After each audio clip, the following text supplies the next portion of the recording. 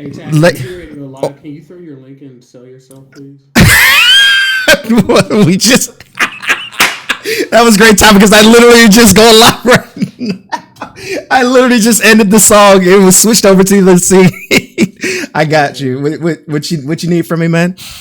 I just need you to drop the link and sell yourself to my server. I got you, man. I got I'm you. sorry. I was literally switching scenes. He's like, "Hey, when you go live," I was like, "Oh, I'm already live though." But okay.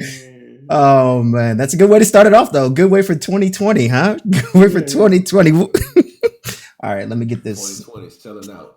I mean, I did start off the year by forgetting to put some laundry in the dryer last night. Well. My wife needed dried this morning.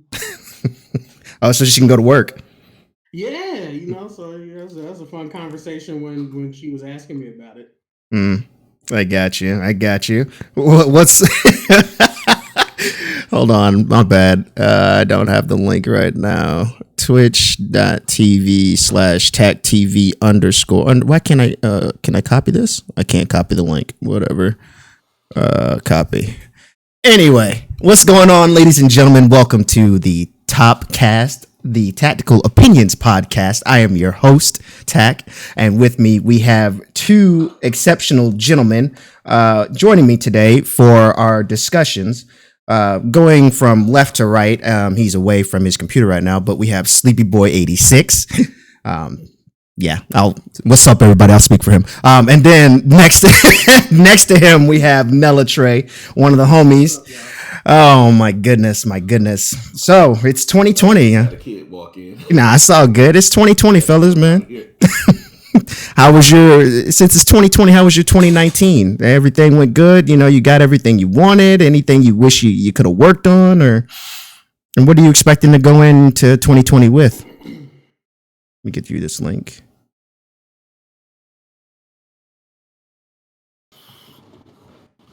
I guess I can start that one. 2019 was for me was a roller coaster of a year. I got out of the military in 2018, December of 2018. So I went into 2019 as a civilian. So I spent a few months with my mom. Speaking of which, she's calling me right now. I'll call her back. Yeah, I spent 3 months with my mom, just trying to figure out what I was gonna do next. So I decided I was gonna move to Colorado. So I stayed there for 3 months. Opened a landscaping business with my cousin and my brother while I was there. Dipped out, came here to Colorado. Ended up staying with a friend that was allowing me and my wife to stay there until we found somewhere else to stay. But it turns out he didn't want us there that long because there was a vacate premises notice handed to me by a police officer instead of him. Damn. Yeah, we didn't know anything. Me and my wife didn't know anything about it. So we just get it from. He wasn't even in town when the cop gave it to us.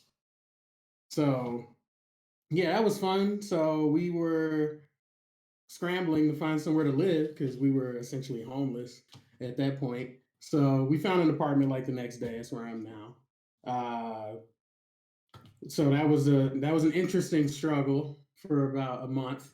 I learned a lot during that time. Me and my wife both learned a lot during that time about each other and about life. But I mean, we bounced back. We're here, and she just got a promotion at work a couple of days ago. Okay, congrats. Yeah. So yeah.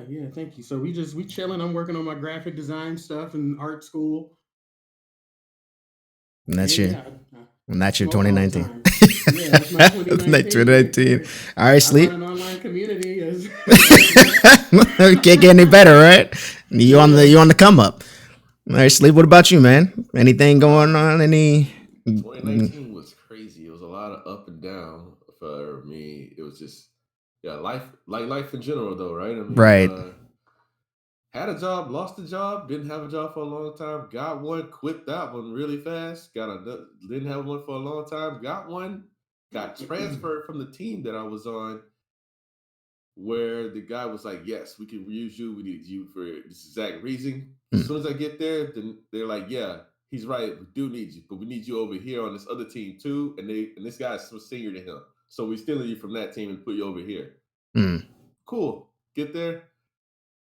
Dude is terrible. Dude is fucking terrible. I'm like, can I go back to the first team? They're like, no. I'm like, all right, well, I'm out. Bye. Mm. So luckily, I don't need that.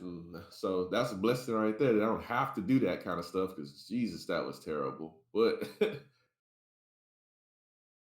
I mean, I now I was trying to. deliver food for Postmates. That's Man. what I do. And we got some. Flexible. Yeah, we know. I know somebody in Sleep's Discord that does the delivery thing too. He makes his own hours, but it seems like it's. I don't know. For personally, it seems like it's a lot of work. Just It is. to. I mean, it depends. Like Mm, I drive an electric car, so I don't okay. really buy a lot of gas. Yeah. Yeah. Yeah. So it's perfect, and all I have to do is drive. My office is my car, and I have a little dock that my Switch fits in, Okay. where I can play on my Switch screen, but use a GameCube controller. So I practice smashing the car, Oh, this like guy. while I'm waiting on deliveries to come through. So I mean, See, it's a pretty easy setup. If you do something like that, like Mm, it's the same thing I would be doing at home. gotcha. So this guy's got to figure it out right now. Hey, I'm playing Smash in between while I'm waiting. So he's but yeah. I got out the military a long time before Nella here did. I got out way back in like 15. So ooh. so yeah. But it's all G because I got out on a medical, so I get that. So and then my wife works, and we know how to budget and live decently, save money. So we ain't never really worried about too much, you know what I'm saying? Like we Right. make sure that we're ready for it before anything happens to for the most part. That's what's up. That's good, man. That's good. You got it all figured out. I mean, well, hopefully, 2020 brings you a lot of success. And speaking of success, this rolls right into the next topic. What are some things that you think contributes to success, whether it be on Twitch or just life in general?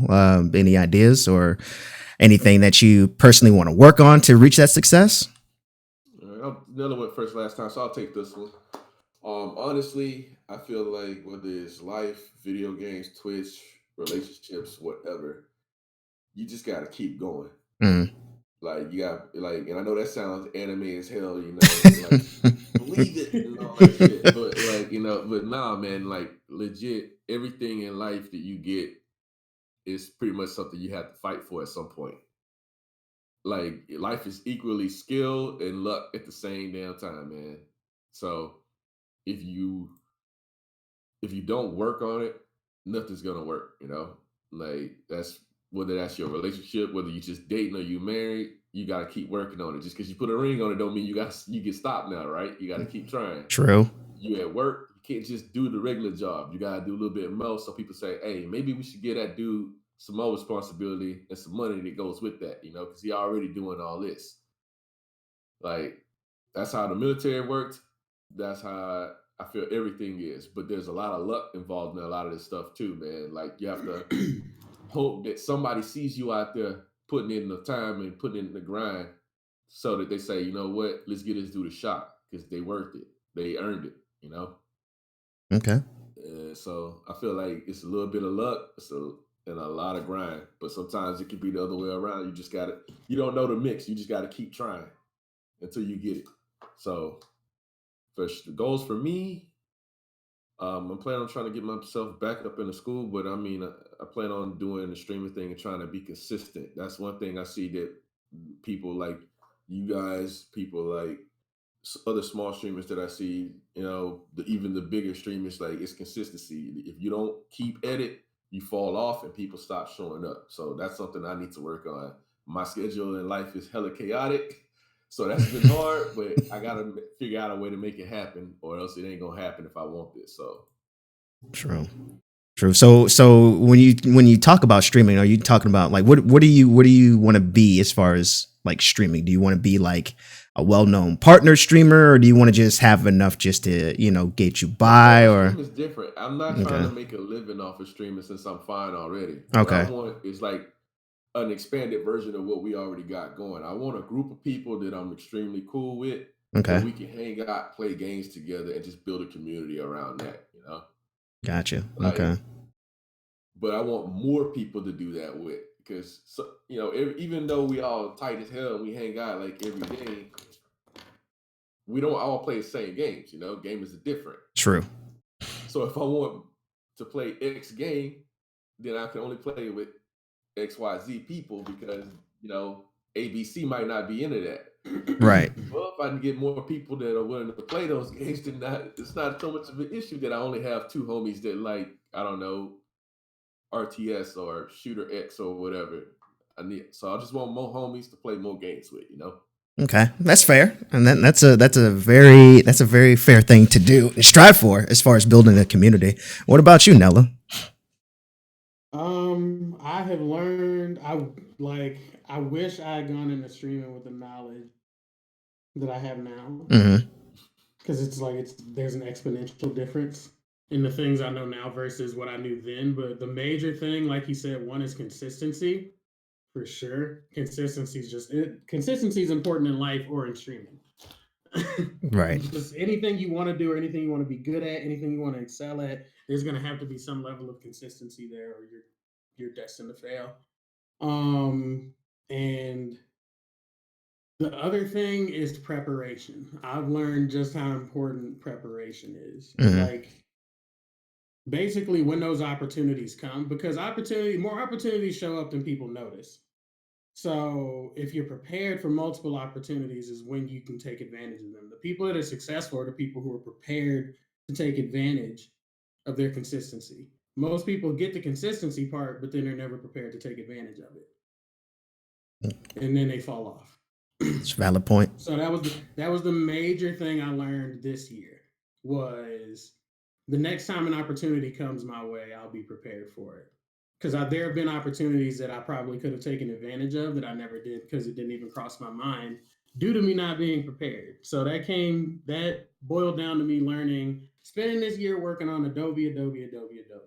Right. Like Premiere Pro, Photoshop, Illustrator. If I can get my hands on the program, I'm learning how to use it.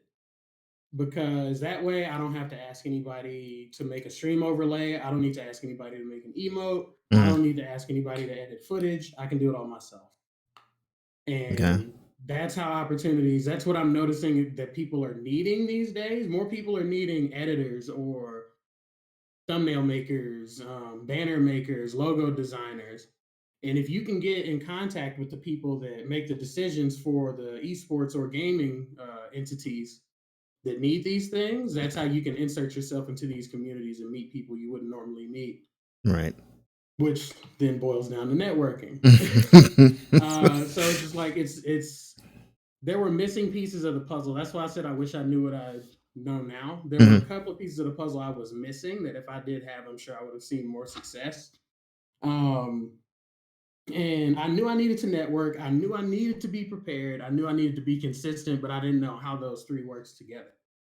And now that, thanks to Rivals of Ether, I'm starting to see how those things work together. This year, I've discovered that game, and the community's still fairly small, but the people that are good at the game are really good at the game. Right. So they have a Discord server just for people who want to learn, because they're just happy for people to like that new game. Right. So I ended up really enjoying the game, but now I'm a part of the community, and I've been going to the local tournaments out here. I want to have my own tournaments for it. And then come to find out on Twitter a few days ago, because I've been working on this for a few weeks now. A few days ago on Twitter, it's just like, hey, Rivals of Ether has the highest prize pool of any fighting game at Genesis. So I was like, oh, well, that's surprising considering how small the community is. Right. And so I was just like, okay, I think I'm on the right path here. But I'm already prepared to go ahead. I've met people in the community already. I have streaming knowledge. I know how tournaments work. And I have a small community. So with that, those are the tools. Now I'm prepared to be able to build upon this game and build a community based off game. Right. So that's how it all comes together. I got you. So for now, you don't necessarily have to focus on Twitch for you. I heard a couple of good points. So are you trying to be the go-to guy for like esports and things like that for graphic design, or are you trying to be a well-known streamer for your fighting community, or what are you trying to do? So the end goal is to be. Hold on, my wife's calling me. 1 sec. Yeah, do you think? Well, while he's doing that, I'm going to provide a hot take that something I heard that I actually think is very true when it comes to success, and that is having a good team. And when I say by good team, I mean your close knit group of people that you can go to on a consistent basis. Whether that be a person that's going to keep it real with you, your editor, whatever the case may be. Having a team in place, I think, is going to help you elevate yourself to the next level, because you can do a lot of things by yourself and try all you might, but you will need help. I mean, no matter which way you look at it, you're going to need help at some point to help you get those goals, and having that team in place to support you is critical in achieving that. So that's one thing, and shout out to Kevin Hart for doing that, because I just saw his Netflix special and I was like, that is a true point. And that is one thing I totally 100% agree with, and that's something I'm trying to work on building, along with trying to be consistent and thinking of things to make myself stand out on this platform while I go on this adventure. But I'll continue with what I have to say, and we'll go back to Nella on his what he's trying to do for 2020 and beyond. So I can actually bounce off of what you said, because the team thing is paramount. That's why that was another thing. I needed a team. I didn't have a team the first time I did this. Right. And like, I had friends that would help, but that's different. That's not the same as a team with a common goal. So with this, I already have intellectual rights over this. I can say the name. Team Capri, my tournament team, is basically the end goal is to be what VG Bootcamp is for Smash. Okay. For Rivals. So the way that works is we start as an online community. There are a couple of Rivals online communities, but only like one or two competitive ones where they have brackets. But people love to compete at this game. So, and there aren't a lot of streamers for this game either. Anytime I stream this game, I'll average 10 to 20 viewers. Mm-hmm. And I just started playing. I'm new, and I'll average 10 to 20 viewers. Right. Well, once I'm able to get it a little more known in the community, I'm sure with tournaments we can hit probably in 3 months, probably 50 viewers on average. Right. Because there aren't many streamers for this game on Twitch right now at all. But there are people that want to watch it, because as soon as someone goes live, it doesn't matter who it is. All these same people just swarm to the same stream where they're playing Rivals. But I want to play other games competitively as well. And that's where the other games come into play. But with a team and with the knowledge I have of all these Adobe programs, I can spread the love. I don't want to be the only man with the secret. So my team can also receive all this knowledge on how to do these things. That way, within the community, we're self-sufficient. We don't have to outsource. Right. Like, the community becomes the business, so to speak, because all of it takes place in-house.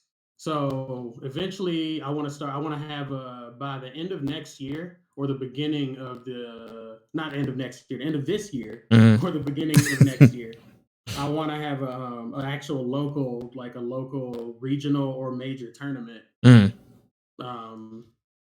And then the same people that will be helping me run the online community will help me run that tournament. But I want to be able to look at my team and be like 2 years ago, we wanted to have a tournament, and now we're in Denver having a major fighting game tournament. Right. So that's the long-term goal, but short-term is just to, get known on Twitch and on YouTube and all that, just like VG Bootcamp or Team Spooky or 2GG, all those fighting esports casters. That's basically what I want Team Capri to become, as well as an esports team. Okay. So are you trying to be, so for that esports team, are you trying to be like an owner of it and manage that, or are you just going to delegate that to someone who has more knowledge of that, or is that someone else that has more experience? Okay. That the one thing I won't give up control over is the casting part. The tournament casting part will be mine. Gotcha. Okay. But when it comes to esports teams, I'll definitely have to consult somebody. I've never run an esports team before, and too many of them fail for me to be too cocky and think that I can do it. Right. So I would definitely outsource for that, 100%. Okay. Well, Sleep, what's your thought? What's your thought on that? I understand what you were saying as far as, you got to keep pushing, but that team thing is kind of like in anime terms, like the power of friendship. It kind of goes back. It kind of Hey it goes man, it I'm goes back probably to. the oldest one here, just even if it's just barely. But Mhm. I'm probably the biggest kid in this month right now. Like I love that shonen shit. That's my shit. You know what I'm saying? But so I'm big into that whole friendship power thing, like and all that. And I say that because that's how I got through the military, man. Mhm. Like Tipsy, like if he was here, would tell you how much shit requires paperwork in the military. It's ridiculous. You want a single screw, you got to file paperwork for it. You can't just go to Home Depot and grab a screw. You got to file 18 different forms to get that one screw because that screw has to be certified before it goes anywhere near certain pieces of equipment. And tracked. Mm-hmm. All the way from their hands to your hands. And well, I remember a specific instance where I had to get a piece of equipment fixed and I had an hour to do it. And just the paperwork that I had to get was going to take me about 20 minutes to fill out. And the person I need to get the paperwork from wasn't even available. Mm. So I had to go search their ass out on a ship that's the size of a football field. Mm. And it's about, it could have took me forever to find that guy. Instead, I was able to call my friend and be like, hey, I need this. I don't know where the hell your boss is. I need you to help me out. Send the paperwork to my guy. He will fill it out. Just give me the piece now so I can go do the job. Because if I don't do this now, we're going to have a big problem. Right. Dude was like, nah, you're my boy. I got you. Literally came down there with my homeboy. He gave my homeboy the paperwork, gave me the part. My homeboy was like, all right, go. So I left my one homie with my other homie, and I was able to go off and take care of the job while they figured out the paperwork shit. And we got the job done, and we didn't have to worry about no airplanes crashing. That's kind of important, you know what I'm saying? Right. Like, so I'm big into that whole power friendship thing, man. That like little shit like that. And but I feel like it's it's equally as important to be an individual who's able to go out and do what he can do and add to the team as it is to have people around you that can do things. Because like Nella was saying earlier, he's like, I need to learn how to do this. I need to learn how to do this. I need to learn how to do this. I need to like people won't follow you if you can't one follow people's orders and two, you're not a good leader. So you got to set that example. You gotta be able to go out there and put in the work, and they see you working, and then they'll be willing to work with and for you. And that's the thing. So I feel like it's two sides to that coin. You Right. can't have a great team around you and be ass. Very true. If your team is good, It's you not gotta possible. keep up with the team. You know, Right. if you know, say it's kind of like the Celtics. If you got a bunch of people that's good and they don't work together well, that's what you end up with. You know. But you can have a bunch of guys who are like everybody's like, yo, they average at best. I don't know. I don't think they're gonna do nothing. Then next thing you know, you end up like a LA Clipper situation. You're like, yo, how are these guys still going? Like when everybody's working together well, it goes like that. But when people don't work together well, then yeah, like it doesn't matter how good you are. Cause like both of these are NBA teams, right? Right. But one team is doing great and the other team is like I don't even know how they that low on the totem pole right now. Is what you feel like when they have so much talent. So it's got to be both, man. You got to be good and you got to be able to work with other people very well and have them willing to be work with you. So So what would you say if for okay, so just about every team or group of people always has to have that person that's going to keep it real with you, that's going to tell you no or something like that. Would you say in anime perspectives, would you say that person is your rival or just somebody who is just like an antagonist in a show? How would you compare that? I mean, in an anime, it can be your rival or your antagonist. It depends on the anime. Like for Black Clover, we already know it's your rival. You Right. know, like they make a big deal about the whole world rival, which I think is kind of refreshing because, like, they always say, "No, it's my childhood friend" and all that, and I got to keep up with them and whatnot. Okay. But like in Naruto, like it's my Sasuke is my rival, and it's like, dude, you ain't nowhere near Sasuke. Sit the hell down, Mm. But like and Asta, like everybody thinks Asta's trash, and yet Asta constantly strives to keep up with the guy who everybody thinks at the top.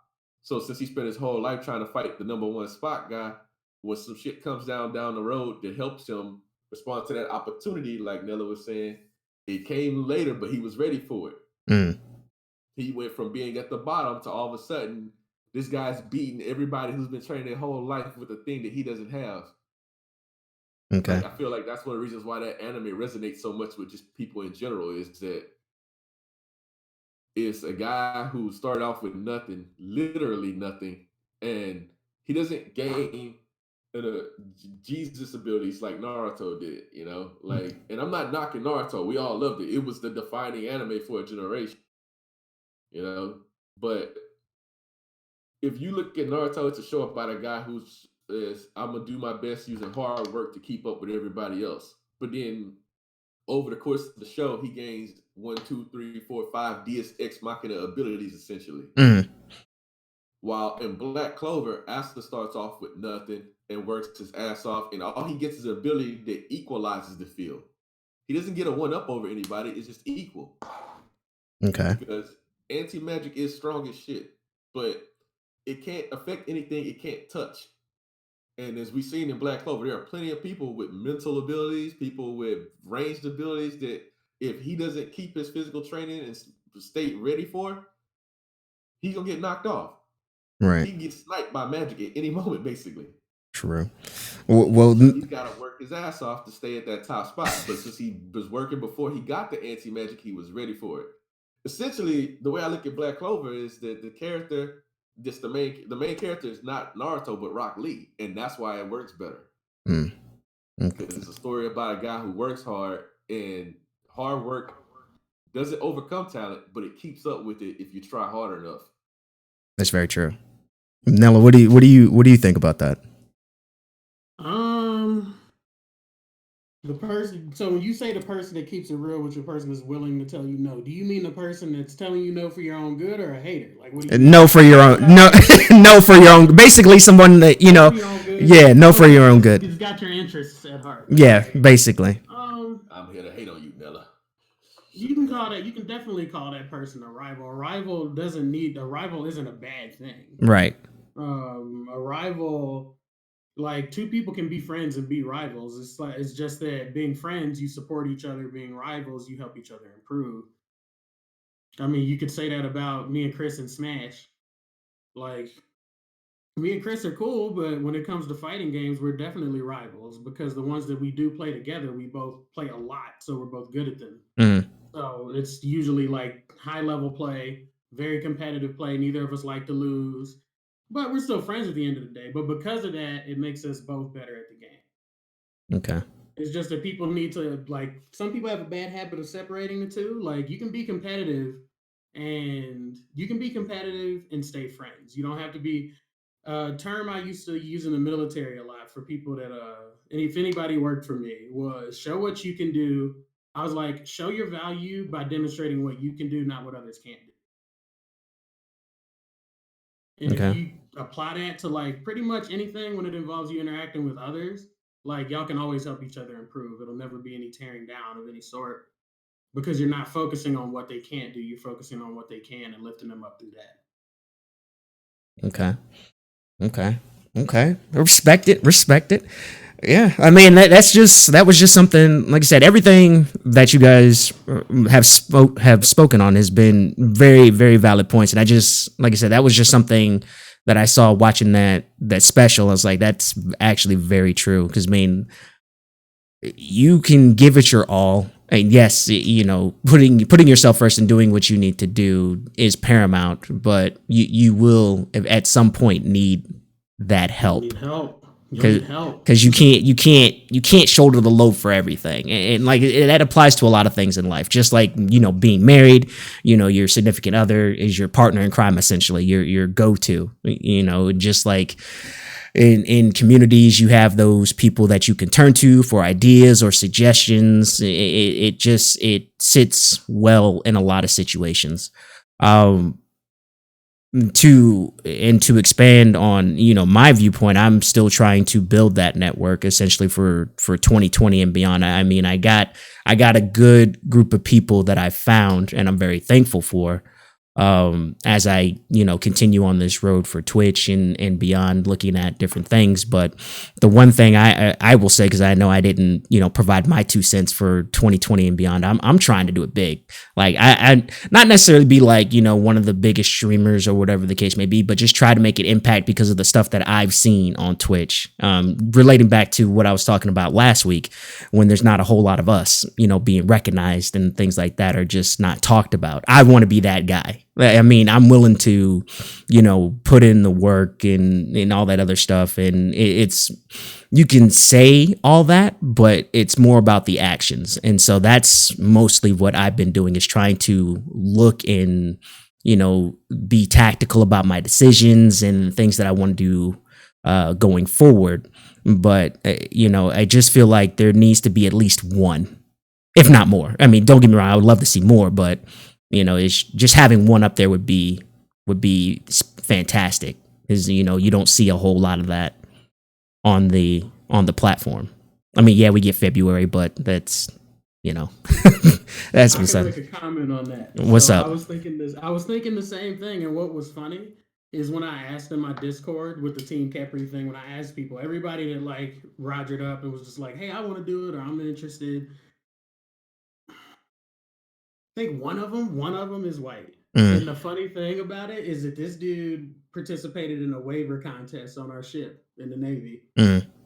This white dude did, and actually placed. His waves were fire.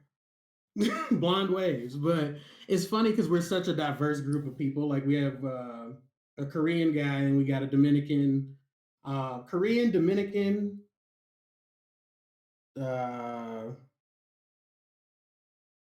Egyptian. Like, we got people from all over the place that are willing to help with this, and that's something I never noticed when I see a lot of FGC stuff. Like, I see, one thing I will say, you see a lot of people of color dominating the fighting game commentator market. Right. And I think we're just good at it. I think that's why. But you don't really see a lot of that when you see who owns this casting company.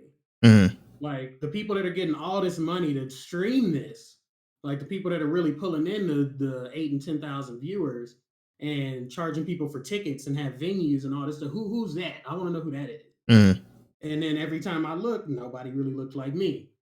And I was like, okay, now I see who's in control. I was like, all right, let me go ahead and force my way through this door. Right. This is the door I want to walk through. And that's exactly what I was thinking. Right. I mean, you know, like I said, it's just my almost 2 years on this platform. Is, like I said, it's just stuff that I don't see. And this is, of course, going back to last week's episode. Any of the commercials you see on Twitch, any of that other stuff, you don't see it. I mean, you can let me know if I'm wrong. Like, let me know if I'm wrong. But just laughing it's just, we actually talked about this right before Christmas, me and you. Remember? Right? Yeah. So, and I just wanted to. I'm not gonna repeat the joke on the stream, but yeah. We'll fill Nella in off camera. That's why I was really happy that Dave was a Twitch ambassador. And I talk to him all the time because he's a black man on Twitch. And he's a partnered black streamer on Twitch. And just being able to talk to him helps me a lot, because I like to consult him. Like, how do you deal with this? Like, right. Some of those questions, like, how do you put up with this? Or like, what is it like being this way? Or how do you feel about these situations or the current climate and that type of stuff? Right. Especially as a black man. Like, that's with a lot of the stuff that goes on Twitch right now. I'm not saying it's easier or more difficult for anyone. I'm just saying people are looking at it from different lenses. True. So it's just like, I was like, I need to ask somebody that looks like me how they feel about this, because there's not really any good answer I'm going to get from someone that isn't able to relate to how I'm feeling about it. Right.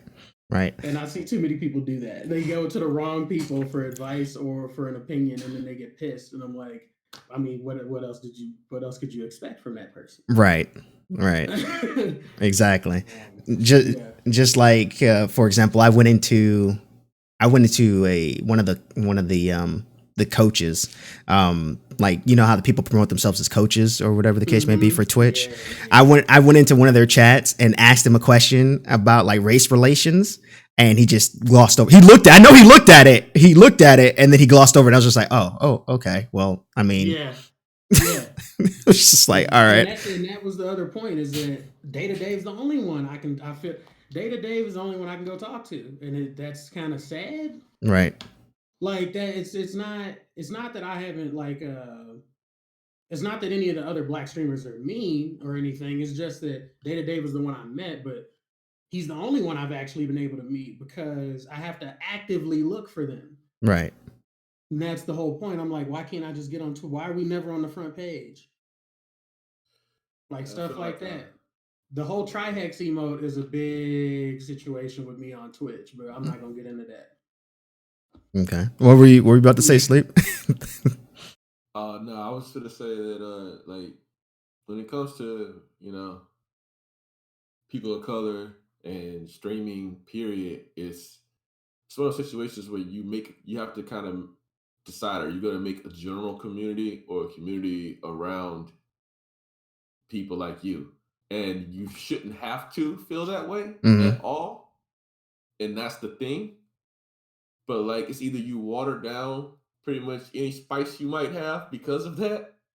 And let's be real, like people of color, we all come with different spices. You know what I'm saying? Like we Right. all different shades, colors, and creeds with the same, even within the same thing. Like I've talked about this with Tack plenty of times. Like, Bless you.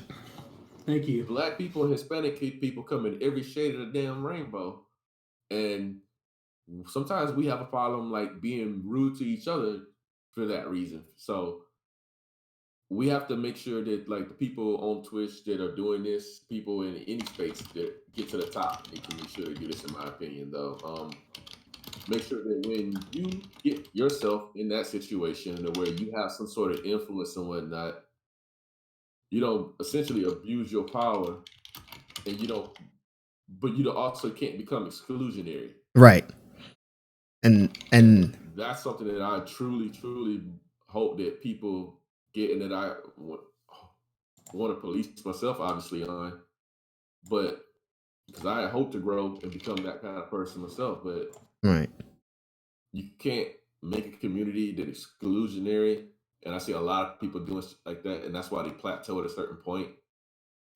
But I see a lot of people like water themselves down, and you feel like the old you would have just said what I'm thinking you would have said right now. You wouldn't have said what you just said in this situation. But as your community exploded, you notice that your audience has a lot more vanilla in it.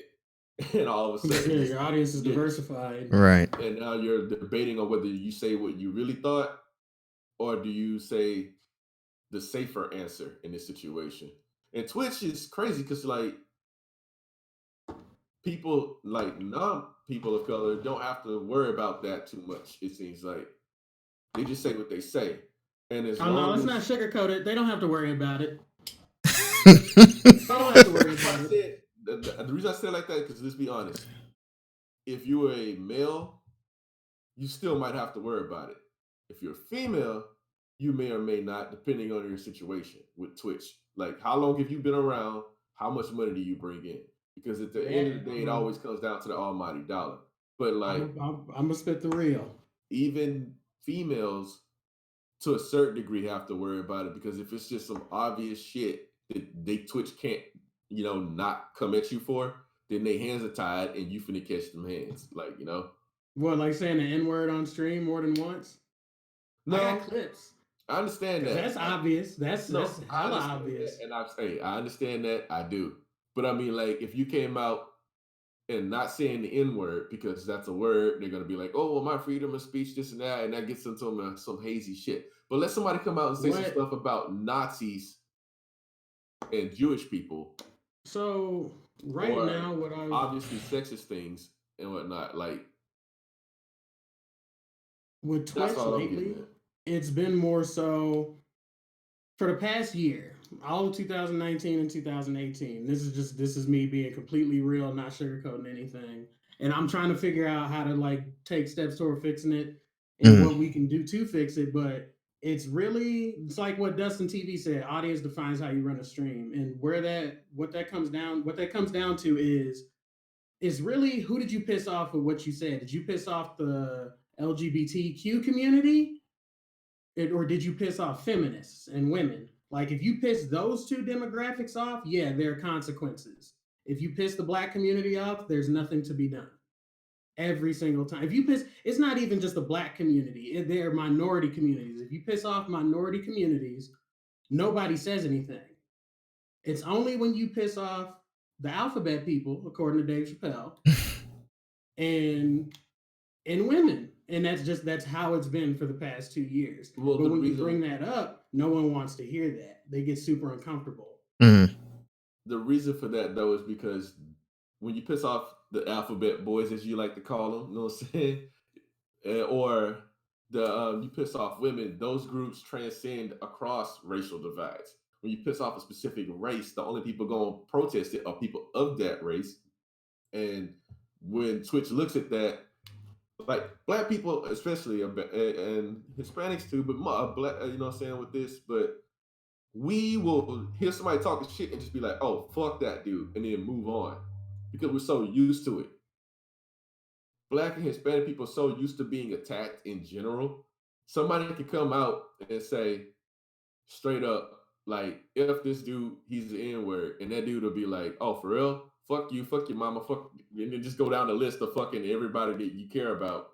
But then they'll move on. We don't really start pointless internet beefs because it's the internet. Like, I see that a lot from like other people, like white people, but like I don't really see black or Hispanic people really getting into that kind of stuff where we're just like, oh, let me beef with this dude on the internet, you know? Mm. Internet beef really ain't our thing unless you become a celebrity, apparently, like 50 Cent or some shit. But the rest of us don't fucking really focus on internet beef because, you know, everybody on the internet is a 6'6" black belt with a fucking 220 pounds of muscle on them. Oh, Happy New Year, Wolf. Appreciate it. You know, What's up, man? How you doing, so dude? we don't really care about that. Like, you know, we just move on because we used to people talking spicy like they're on Xbox Live or something, you know? Right. Well, But yeah, I don't feel like black, Hispanic, Asian, like individual minority groups, we don't really gather around and like organize to protest shit like that. I mean, there's a small amount of us that are very vocal, but that number is so small that compared to the rest of us that they don't have to care, you know? Right. and it's usually a consensus on how that one person felt. It's usually like, yeah, we probably agree. This Yeah. person's just louder about it. Because like the alphabet people, they don't give a shit how big or small the slight is. The whole group of them is coming at you now when you piss them off. Women, Well, like that's I said, just no matter how big or small the slight is, they're coming after you. The NAACP ain't coming after Twitch because a white guy said the N-word on a stream. You know? It ain't finna happen. True. They're like, we got bigger True. shit to worry about, you know? Very true. You're not finna see, you know, people in the Hispanic community organizing across all the different nationalities of Hispanics, you know, to fucking come after a person because they said I support Trump, we need to build a wall. Like, it ain't, they don't care. They're like, we got bigger shit to worry about than this guy. It's just a kid on the internet, so they move on. Alphabet people do not give a fuck. You could be on a back street corner isolated by yourself and say some shit and they gonna come after you. You can say some shit 10, 15 years ago, they coming after you for it today. Unless other people organize like that, they don't have to give a fuck about that. Twitch cares about numbers. Twitch cares about money because it's a company. That's what I was gonna add. Shit about anything else. So I mean, if you get to the point where you become a big streamer and you like get along with the guys at Twitch and whatnot, that's great and whatnot. But don't ever for a moment think that that's your friend and that person's gonna pick you over the company. Right. Because that's their job and their livelihood. And like everybody, I feel like deep down, like when it comes down to their family or your family, it's gonna pick their family. That's how most Americans are. So it's just, it is what it is. You got to realize the situation and respond accordingly. Right. Go ahead, Nella. The other thing about that is, since it is a business, I can ask y'all. I'll ask y'all this: how many people from y'all's hometowns watch Twitch? My home, well, that's I can't really answer that because my hometown is from all over the place. But here where I'm at now, How many people watch Twitch? I mean, I would say maybe like 10 to 15%. I would just spitball. I mean, I'm in a major city, so I mean, there's Okay. Yeah, I'm gonna have to echo his sentiments. I'm gonna say a lot. I live in Houston, so Oh, okay. So we I'm one of the largest from. cities in the country, and it's a lot of young people here. So yeah, I'm with just gonna assume if you under the age of 35, you at least have an idea what Twitch diverse is. knowledge of what Twitch is. Right. So I'm from Pine Bluff, Arkansas, and it's a predominantly black community, maybe 3% non-black. Okay. Everybody else is black. Um, and whenever I go to home, whenever I go to Pine Bluff or go home to visit and all that type of stuff, nobody watch. Everybody knows about YouTube, because they'll play NBA YoungBoy on their PS4 all day. Mhm. But nobody knows about Twitch. I'll tell people I've known my whole life, hey, watch me on Twitch. I gotta make an account for that, bruh? Really? You had to make an account for YouTube. So what's your point? Yeah, and I know, and this is what I'm talking about. So also one of the reasons why a lot of minorities don't have a lot of pull when it comes to Twitch is because their communities don't watch Twitch. Right. They don't game. They don't do that type of stuff. They'd rather play Madden or go outside and play football or listen to NBA YoungBoy all day or play COD. So that's usually that's the stuff that people in the black community like to do. They don't watch Twitch. That's considered like a subgenre of the black community. Right. It's like those are the gamers and the nerds, not just people, even though there's all types of stuff on Twitch. And I try to relay that to them, but it's hard to get people to just click on Twitch. And I think if enough people of color watched Twitch, we would have more say in what people could and couldn't do regarding us on Twitch. Mhm. That's where it starts because we'd have like he said, it's the audience. So if we can build a black audience, but it's usually black people that do what we do, not just black people. And I think that's a big part of it. We have to get those other people in here too, because see, with LGBTQ, it's just like this is an LGBTQ streamer. They have their own tag. We don't have African American tag. We don't have minority in America tag. We don't have diverse tag. Like, you see what I'm saying? Right. But There's enough influence from the viewership where it's just like, okay, we need to satisfy these people. would you want that to be a thing though? Like having that tag? I mean, I understand that LGBTQ tag, but I feel like having No, I don't. No, I don't want like I'm a black streamer tag. right. No, but like, why doesn't Twitch have a diversity team or diversity council? Right. That could be his tag, Twitch diversity ambassador, because I'm not a white streamer. Right. It's that simple. But they're not. I think until enough diverse people are giving Amazon/Twitch their money, then they'll be like, okay, we need something like this. And I mean, I agree with what Dustin was saying. It, like a majority, at least from growing up, and it is, I think it's very valid that a lot of us mostly just play consoles. Like there's not a lot of us that are playing games on PC. We mostly play PS4, Xbox, Switch, and stuff like that with the homies. And I think, yeah, I think that's a major reason why there's not a bigger community on Twitch for that reason, because they're not trying to watch streamers when they're trying to game, essentially. They may watch a YouTube video or something like that, on their mobile phone, but they're not going to pull up a Twitch stream of somebody, of their background to watch them game, playing the same game that they're playing.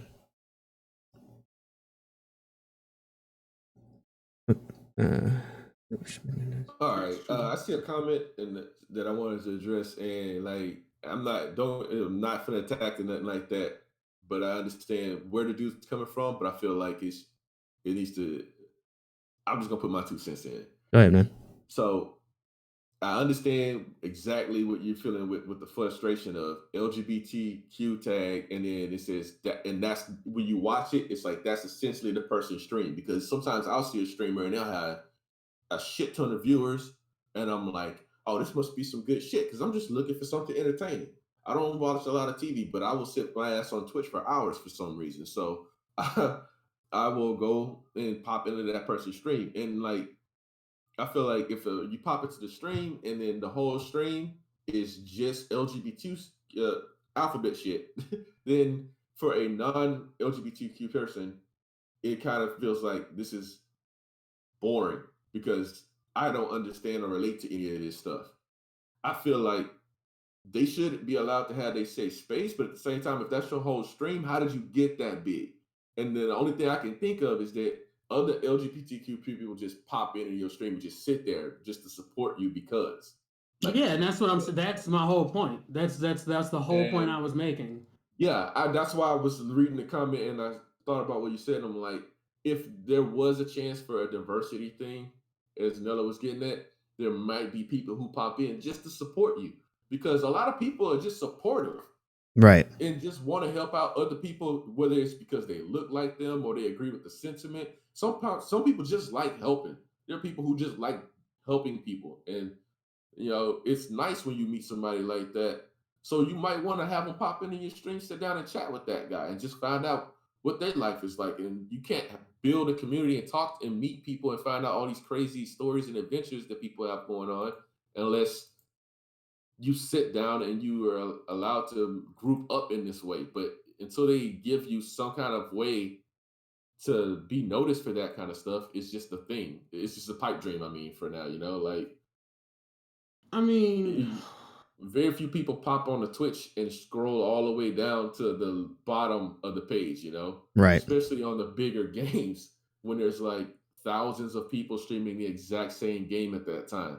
right. So if you don't come up with a way to mix up your like what people see, they're always going to see the exact same 8 people who stream at that time, and then no one else gets seen. Well, and that just goes to Twitch's algorithm just being bad for discoverability. But there are I know some people that purposely, do the reverse search and search it by lowest view count.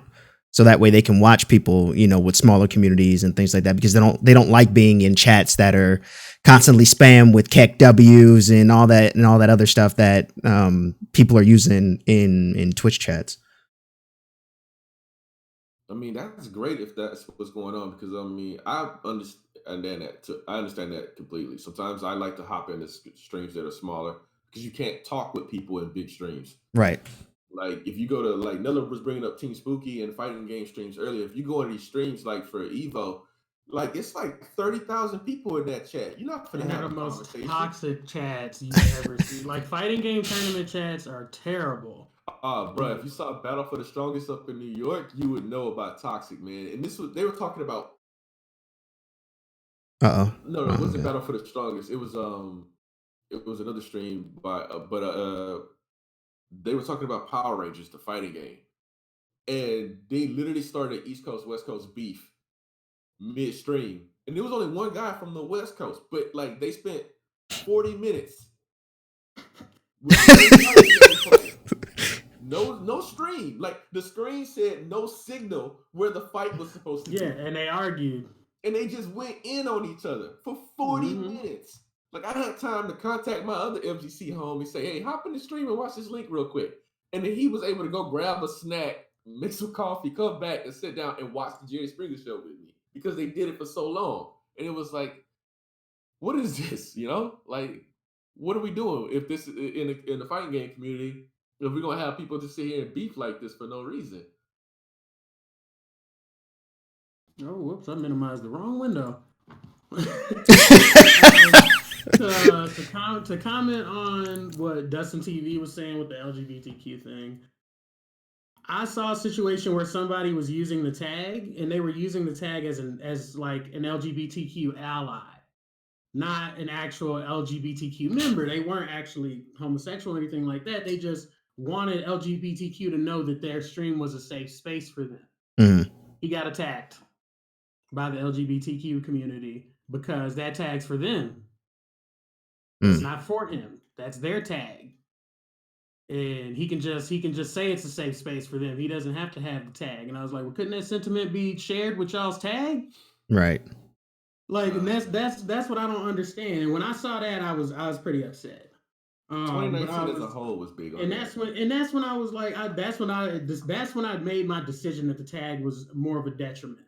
Mm, Like I was already mad that they took away smaller Twitch teams because it actually helped smaller streamers, and now we don't have anything. Um, like when Never Game Alone was a thing. Like it's even using that tag on Twitch caused people to come into my stream that wouldn't have normally. Even if I was black, it was because I was part of NGA and they knew who NGA people were. And that helped even with small communities. Now, only a partner streamer can do that. Only a partner streamer can squad stream. Only partner streamer gets this feature. Only a partner streamer gets that feature. And I was like, I understand that partner needs to be different than affiliate, right. but giving them tools for growth that we don't have is bullshit. Like flat out. Like you can give them features that we don't have and like access to Twitch that we don't have, like to the corporate side of it, and they have a contract. They're able to negotiate the percentages they get from subs. That's cool. You're a partner. But giving them tools to help their reach and not giving us any kind of looks like it makes it seem like Twitch is like, we need the top people to stay at the top and we need you guys to stay small for Twitch to stay as lucrative as it is. I think it goes to more. And Go ahead. oh no, go ahead, go ahead. I was, We can probably we can play off of this. I was just gonna say it seems like it's more of survival of the fittest kind of thing. It's just like or if you can't swim, you bound to drown. Kind of Well, those yeah, references. like It's you're just not making us any money. Like yeah, you're cost. you're not gonna But get any of these tools that's gonna help you or anything of that nature. But but something like squad streaming, I think that's a huge tool. Oh yeah, And I can't blame just Twitch for that. Like I can't blame just Twitch for that because the way this works is only partner streamers can squad stream, but affiliated streamers can be included in that squad stream. right, And what I don't see enough of are partnered streamers, including smaller affiliated streamers in their content. Because now Twitter is this big, I almost said a lot of bad words. Twitter is this big cesspool of just people whining about other streamers using them and how crappy the community is and how they can never find a friend and all this BS, because that's what it is. It's fabricated drama. I found dozens of friends streaming. Maybe you just hanging out with the wrong people. true. Like they're sitting here. All these people are using me for my viewers and this and that. When you're a larger streamer, you always got to be on the lookout. No, you don't. You just What need to stop hanging out with pieces of shit. And at the same time, Like, what would it matter though if you're pulling in that's the thing. Stop being and that's the so thing. insecure about your viewership. About your community. If About your community at that point. if they are your fans, they are going to stick with you through thick and thin unless you say something that is just outrageously offensive or something like that, and they can't associate themselves with you. Like it really shouldn't matter who you share your community with, because that should be the thing, because the more people you share your community with, the more people that come back to possibly watch you. You know what I mean? It's a cycle essentially. And that's something that I never understood. I mean, don't get me wrong, there's plenty of partner streamers that do that kind of thing.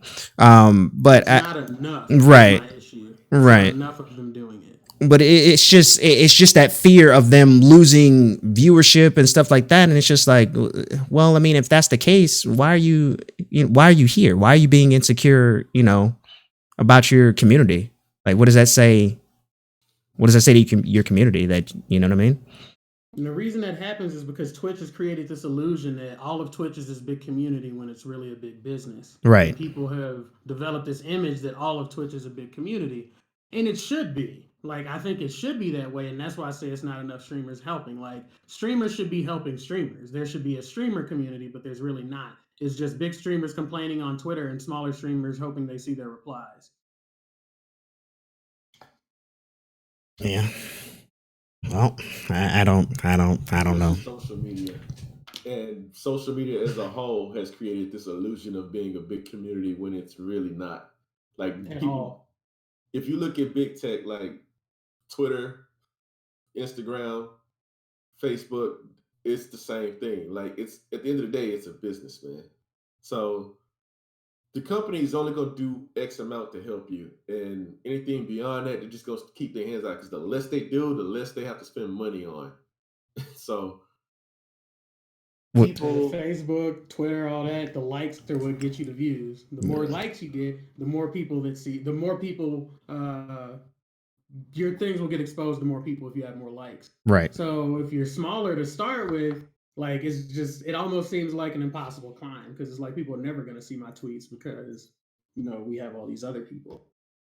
But to anybody with that, don't lose hope. Trust me. Like my followers grow, they just grow slowly because I tweet what I feel like tweeting. To be honest.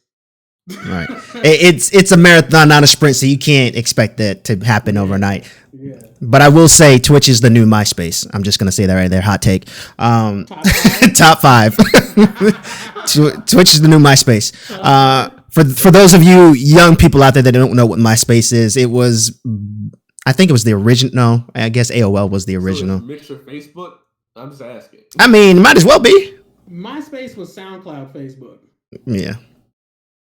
That's what MySpace was. MySpace was SoundCloud. SoundCloud, Facebook with a little YouTube thrown in there. Oh, I know, bro, man. But it's funny too. It's like you'll see people asking for features on Facebook, and it's like, oh, you mean MySpace? And they're like, what the hell's a MySpace? And you're just like, somebody's all like, right, I'm gonna take my old ass down the street now. I'm gonna take my clearly too old for this conversation ass away from here. Yeah. I can have music on my page and have a custom background for my page on Facebook, so when people come to my profile, the song plays, and I'm like. You want MySpace. What's old is new, man. That's what's crazy. Yo. Okay, boomer. Wouldn't be the first time this week I've been called a boomer. Oh man, Tom got it right, and he got his money and got out, man. Dang. Yeah. Shout out to Tom. Shout out to Tom. He was everybody's friend. Tom was he stuck through you. He stuck by you through thick and thin, man. No everybody's homie. Never unfriended you. Yep. No matter how spicy you was talking. I should have had Tom in my top 5. Oh man, but yeah, I mean it's just crazy, man, and that actually goes into the next topic that I kind of wanted to discuss with you guys, which was Twitch etiquette. Understand, having people come in, talking in your streams and things like that. But what are some things that may annoy you, or you've come across that you would deem that's kind of like, why are you doing this? Like, I'm sure a lot of us can probably have the same. Actually, let's do racism last because that's too easy. Okay, we'll talk about racism. Go ahead. Let's do that one. I'm telling myself, I'm gonna do that one last because that's too. There's plenty of other stuff. So go ahead. Go ahead, Sleep. Okay, the first thing that bothers the shit out of me is when I see a stream for a game and it's got like nobody watching it, but I'm interested, so I pop into the stream. And as soon as I get in, I want to ask this guy a question like, hey, how you doing? Just to speak up. Because, I hate when people come in the stream and alert, but don't say nothing. Because it's like, I want to talk to you. I want to have a conversation. And so I try to start to say, hey, what's going on? And it says, you must be a follower. Go sit down. Before you can chat. Mm-hmm. And it's you have no viewers. Go. You have 0 fucking viewers, 0 chatters, and you've been live for 45 fucking minutes. But I can't say hi unless I'm following you. I'm out. Because you already showing me where you at with this. Like, I just wanted to, I can't even build an interaction with you. I have to turn followers only chat on a lot because you have more viewers than 0. But even when I was at 0, the dark ages, that's what me and you used to call it, the dark ages, when you stream for like 2 weeks with no viewers. Right. And you still have to stream. So I would do it. And then sometimes I would get one viewer in. He'd ask me a question or two. And then it would lead into a bunch of slurs right after that. And I was like, these people don't want to support me. These people just want to come in and make me quit streaming. That's their goal. So it's like, that's why I turned followers only. But I segued them into it. No, I'm just saying with the followers only, that's why I can understand if people have it turned on. I'm just saying playing both sides here. I know when people have it turned on, usually they've had to deal with like some nasty stuff being thrown at them in chat. Okay. If that's the case and somebody's feeling like they're being attacked, then I guess I can understand that. I haven't ran into that. Most of the time when I go in there and they have that on, I used to just say, okay, F it, turn it on real quick, because you can always just unfollow if they get too spicy for you. But most of my experience is I go into the chat, I say what's up, and they go, "Thank you for the follow," and then they kind of just ignore me. Mm. Oh, okay. And So, I'm like, you got no viewers and demanding. Like, you uh, got the audacity to demand a follow, and then you can't even pay attention to the chat. so yeah, that's actually one of mine. Like, I'll back you up on that one. People that don't talk to their viewers with no viewers, I'd be ready to snap. Like in the chat, Mm. I Like, have caps lock on at that point. yeah, like I know that It's sometimes happened. as gamers we can't help but be, into the game. So sometimes you get a little bit distracted and you No, miss a comment or nope, two. nope. I don't take that as an excuse. You're on Oh no, no, Twitch. no. Get on YouTube if you want to do that. Hey, Right. nah, I'm not gonna lie. I've done that. Like playing I'm Street like, Fighter, you play Street Fighter, you get a fucking dizzy, you get this combo off, and then all of a sudden the dude starts making a comeback, and y'all both down to a pixel. You focus yeah, in, but you y'all can ignore talk it, after block the everything match. else. Yeah, that's what I say. After it's done, Yeah. then go address it. But if you don't see, like if I say something to you and I wait for 20 minutes and you never respond beyond thanks for the follow, and immediately underneath where it said so and so follows was my question, I know you saw that motherfucker. I know you saw Yeah, I'm sorry. I'd be so mad when they ignore the chat and like Dustin TV says, I don't have it turned on anymore. Dustin TV, you can chat in mine without being a follower, and that's because I've grown. Like I have people that come in now just to play video games, and I don't mind that anymore. And I have mods now. Like when I was first starting, I didn't have like I couldn't look at chat 24/7.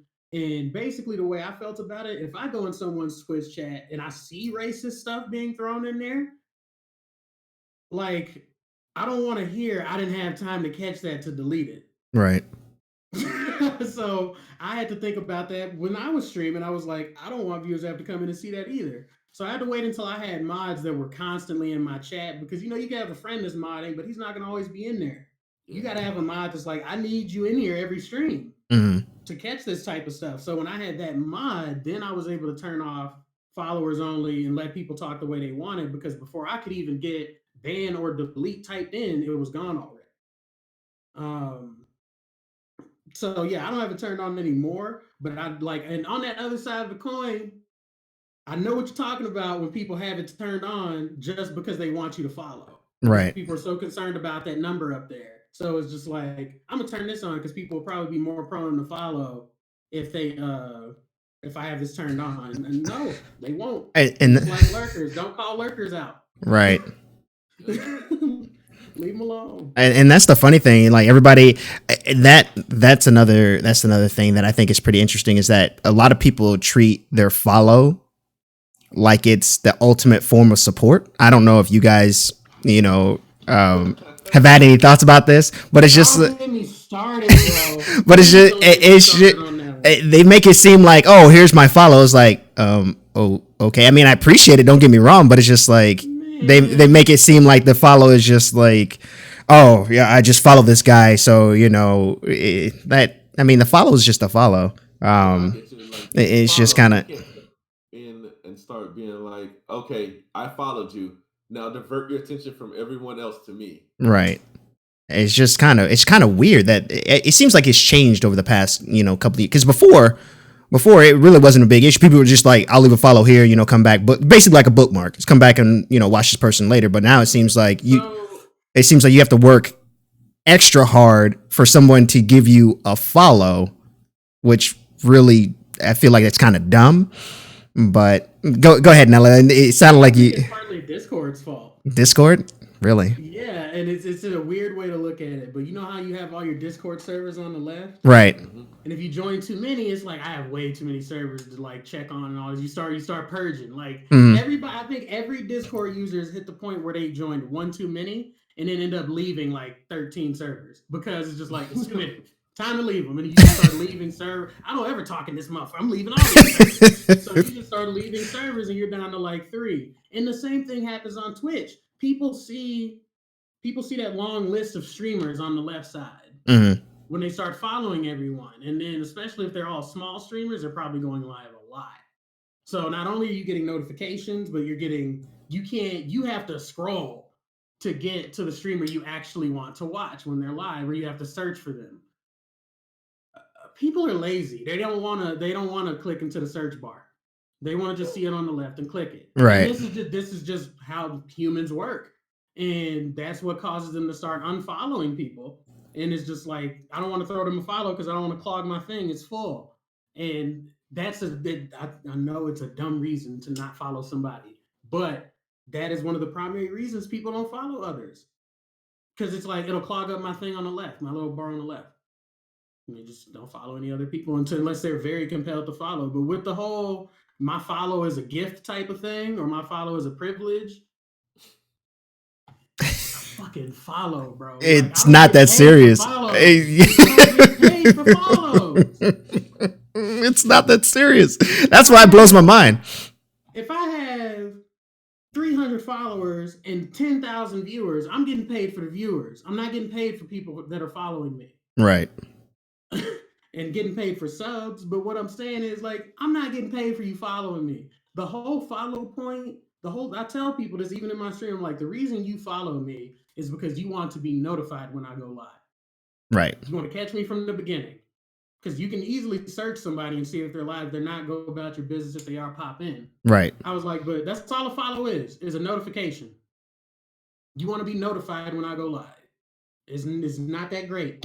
Like, people be like, I'll unfollow if you do this. All right. Go ahead. Bye. It's not like the stream stops. The stream doesn't stop. Like, I was like, all right, man, like, do your thing. But yeah, I can't stand when people treat a follow like it's coming with some money behind it. Right. I followed. You should play this game. No, that's not how this works.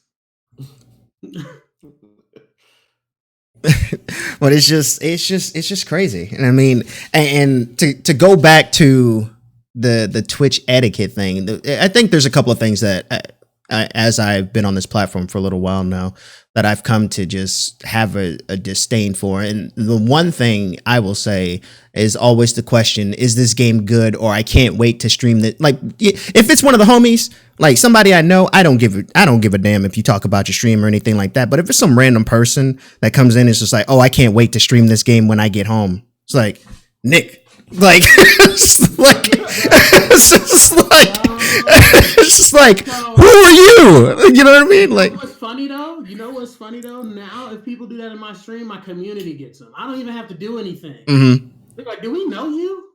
Like, that's the next thing that comes in chat from my community. Like, do we know you? You just coming in here like talking about streaming and stuff? Oh, I thought, no, you thought wrong. And I can sit back and keep doing what I'm doing. Right. And that's why I love my community to death. I got lucky. But yeah, like, I know what you mean. People don't even know you or met you yesterday. Yo, you getting a new Star Wars game? I'm streaming it tomorrow. Okay. You just said you playing it tomorrow. Right. That's cool. So usually now when I see that, I'll just move past it. I won't even read those messages. Now I'm like, maybe you'll understand. My rules, I don't have rules for my chat. My rules just say, like, be smart. If you think it'll get you banned, chances are it'll get you banned. Right. It's literally all my rules say. Well, what you just said there, coming in basically pushing yourself or somebody else to somebody else's chat. I don't know about y'all, but every chat I've been in, big or small, pretty much has that as a rule. So at this point, don't advertise in here. I thought it was an unwritten rule that you don't advertise yourself, at least not without talking to the person whose channel it is. You know what I'm saying? Like, you don't come in my house and then shit ask everywhere, first, bro. Like, right? Yeah. I mean, if like you can ask, and if you ask, I'll point it out. You know what I'm saying? Right, and like that's what I said. Like, if I know the person, like, I communication. I've known you for an extended amount of time. I'm like, I don't care. I mean, as long as you're not bombarding my chat with your links and stuff like that, it's like it's not really an issue. It's not really an issue. Go in their chat talking about my stream. I'm just like, hey, unless they ask, if they ask how's streaming been going, right? Then I'll bring it up. And like, it's not even that. It's not hard to get like people's support on Twitch. You just gotta not be so pushy about it. Right. Like, at least with me, like if somebody's like, hey, I stream, like, okay, Now the next thing I'm gonna tell you, like, do not post no links in here, don't advertise in here. That's the Discord servers for. First of all, if you're a member of the community, yes, you can advertise because you are a member of the community. Right. But if we see that you only post Twitch links and you don't talk, you will be purged from the Discord post haste. Right. And then the other thing is like if you try to make friends on Twitch. Yeah. Like it's not gonna hurt. Like try to make a friend instead of trying to find a link bomb and use emotes. I tell people I'm like use your emotes. If you stream in here, use an emote. I can't tell you not to use your emote in my chat. Basically. Now if you spam them, yeah, it's a bit different. But yeah, just use your emotes or something at the end of a statement. Interact with the chat, throw it in there every now and then. People can hover over an emote and see what channel it came from. Yep. I was like, just like be subtle, and then we can talk about larger situations where you wanna advertise yourself. But I think it's disrespectful to come in and just you wouldn't do that to you wouldn't go in McDonald's. You wouldn't go in McDonald's with a Burger King bag handing out sandwiches to people. That would be funny to see though, but yeah, but like you would like right. It's not normal. Right. That's literally a Dave Chappelle joke. Well, would it? Going to McDonald's selling no Whoppers, like yeah. And I got a story. Well, this goes into something else that I don't particularly care for. But what do you guys think about like hosting? Like, would you guys prefer it if people just put you on the auto? Me personally, I don't really care about the hosting, but I know some people would, if they don't have, and this goes back to a numbers thing. Some people would prefer if the person's hosting them without, any viewers or something like that, instead of just going in to doing that promote, because a lot of people have their host thing show up on the screen. Instead of them type in and host and then it pops up and says such and such is hosting with 0 views, they'd rather have them add them to the auto host list. So that way, when they're offline, the viewers can view that stream and then see the other person online. What do you guys like think about that? Or how do you guys feel about that? Like people hosting, like type in host and then your name and it shows up for like 1 viewer or no viewers, or you guys care? Or is that something that you would? I kind of agree with Dustin over here. I mean, there's a caveat to that, obviously, like there is for everything. But I feel like hosting / rating, unless your community already knows this person, doesn't really work, Right. Like they have to either know this person or be extremely into that game in particular and feel like this person must be knowledgeable as well. Like I remember when you used to do ESO, you and other ESO streamers would bounce off of each other. And that was a common thing but y'all had the streamers had already established that y'all had a respect for each other and that y'all felt the other person was knowledgeable about the game.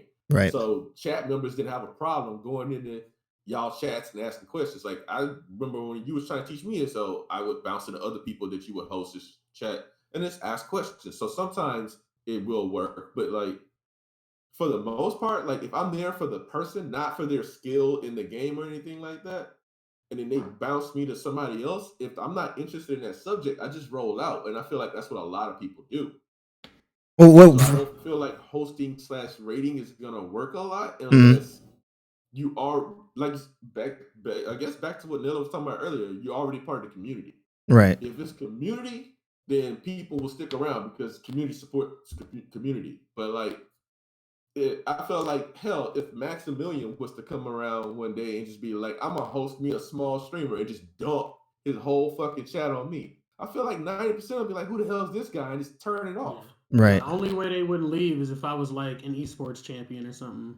Yeah. Like, but I was just starting out streaming, so I didn't have a lot of viewers. And they're like, "Wait, didn't you win so and so tournament?" Yeah. Then I would start to get followers. Yeah. Most of those people don't even have to do that though. They just start streaming and they just start streaming and boom. Well, I think I don't think I explained myself on this one. I understand what you guys are saying. What I'm referring to is like somebody comes in your stream, you see their name pop up, they host you or whatever, and then they're in your stream talking. No, I know. Oh, that's what I'm saying. Like not necessarily like some random channel, like right, don't stream, right, that. Right. Pops up and it says 0 viewers. So Right. That's what I'm saying. I don't think it makes enough of a difference for me to care. Mm-hmm. Like, I think the people that care about that are a bit like. I guess the best way for me to put it is, it's more important that you win the game you're playing than it is that they see 0 viewers on a host. Right. Like, it's been proven that more people will watch you if you're winning than if you're losing over and over. So I don't think people really care about the number that pops up when you're getting hosted. And either way, a host is a host. It's like Dustin TV said, it's not the best way to support the channel, but they're trying to support the channel in a way above following.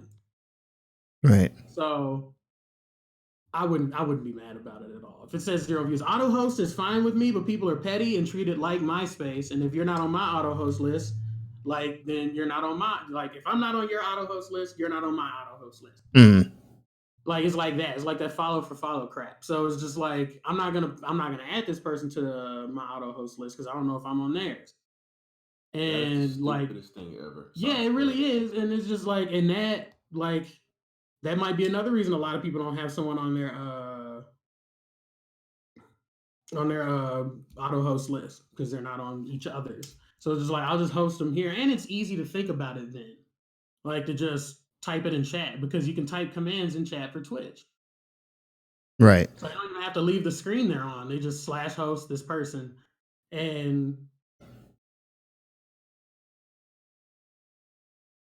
I guess it's pretty pointless for people who don't actually stream to host someone, because no one's coming to your channel. That's the whole thing about right. It. No one's coming to your channel, so like no one has a reason to come. You don't stream at all. You haven't, even though you've hosted me, did you tweet and say, "Hey, I'm hosting a super cool streamer on my channel," like, or something like that?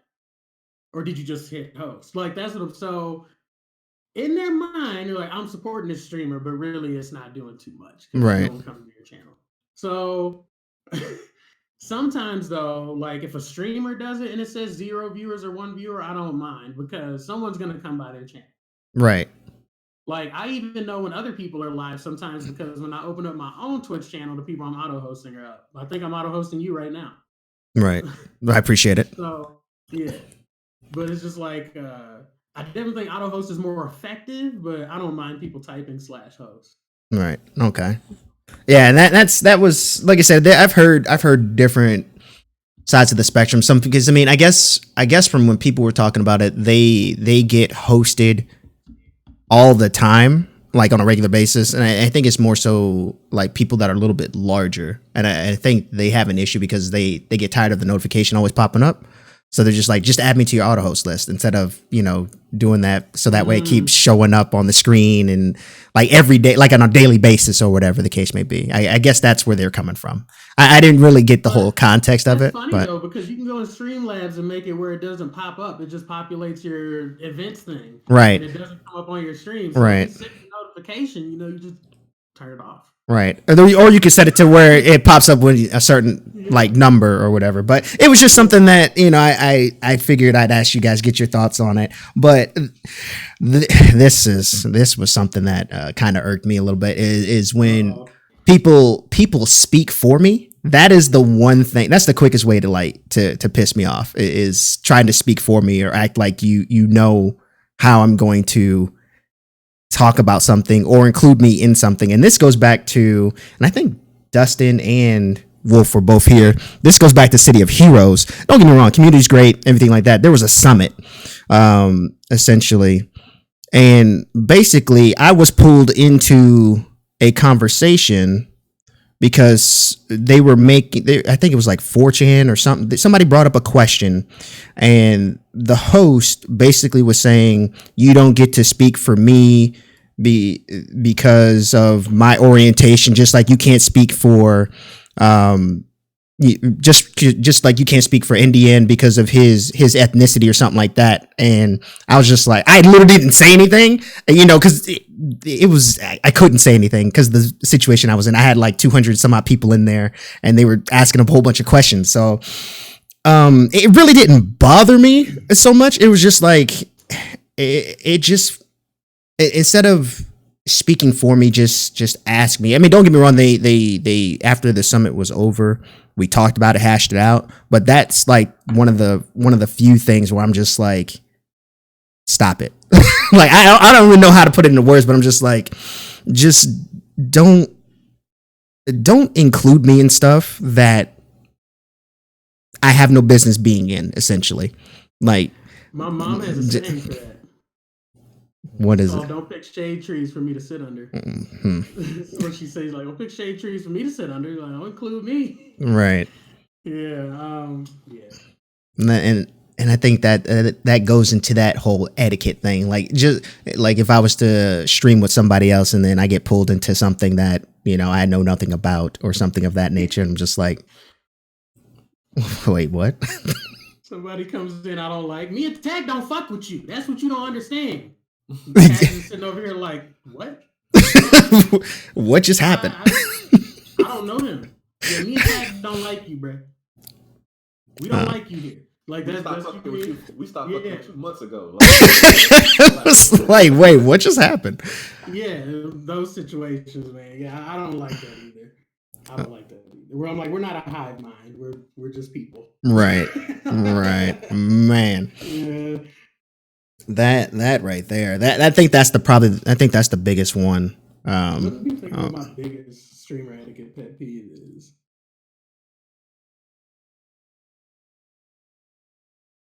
Everybody has one. I mean, even it's just I'm trying to think as the viewer, what's one of my biggest. Mm-hmm. See, I don't really have as many as y'all do because most of mine are from the viewer perspective. And like I said, that follow thing was in the chat thing. Mm-hmm. That was really the only thing that really bothers me. I think the follow thing you brought up was stupid. That's why they are getting purged now. Bad audio is probably my biggest one. Mm-hmm. Bad audio with people who don't want to fix the bad audio is it. That's the one. If I tell you your audio's low, or if I tell you like your mic's distorting, or I can't hear the game, and you either ignore me or you're just like whatever about it. Or some people will get mad and offended, like I can't afford all the stuff, blah blah blah. I'm like, why the fuck are you streaming? Like that's my next question. Mm-hmm. Now, like you can get decent audio quality streaming on your phone. Basically. Like that's why there's no excuse for bad audio. You can get one of them little telemarketer microphones that sound okay. And that's what's like you have no business having bad audio. Like I cannot stand bad audio. Like and ask for some help. Like if I'm trying to help you with it, especially, I get real hot when you don't want to take it. Streamers that don't want to take help, actually, let's just do that. Streamers that can't take advice and can't take help are my biggest pet peeve. That goes into last week's episode. That's pretty funny. Can't take advice or criticism drive me crazy because I'm like, bro, you're not gonna get nowhere not listening to nobody. Right. You're not. It's like trust me. I'm not. It's not me saying your stream's gonna be trash without me. I'm saying it's gonna be trash without accepting anyone's help. I'm not the end all be all. Just this stuff is hard. You're gonna need help. It's not streaming looks easy, but it's not. It's a lot that goes into it. Yeah, people just don't want to take that help. And I'm just like, I even tell people something like, hey man, I even got a community where we can help you. We got audio engineers, other streamers, graphic designers, all types of stuff in this community just because they like fighting games. Just come talk to somebody and they don't want to hear it. So then like if we were in person in the chat, I just calmly and quietly leave. And if we were in person, we're like, fuck you, you bald-headed ass. It's a whole different situation. So I usually just have to quietly leave instead of being ratchet and talking to them wild because they don't want to take advice. But yeah, that's probably one of my biggest ones. Streamers that don't like to take criticism. It's fair. And I think we already pretty much touched on Sleeps because he was saying from a viewer perspective. But there hasn't been anything that you come across being a streamer that you've Sleep or Nella, neither one of y'all. Let me think. As a streamer, I got one. I got my biggest pet peeve right now. What's that? When I talk to you and I'm gonna cuss a lot and I don't even care because this really is my biggest pet peeve with all of streaming. You got it. Or streamer. You got it.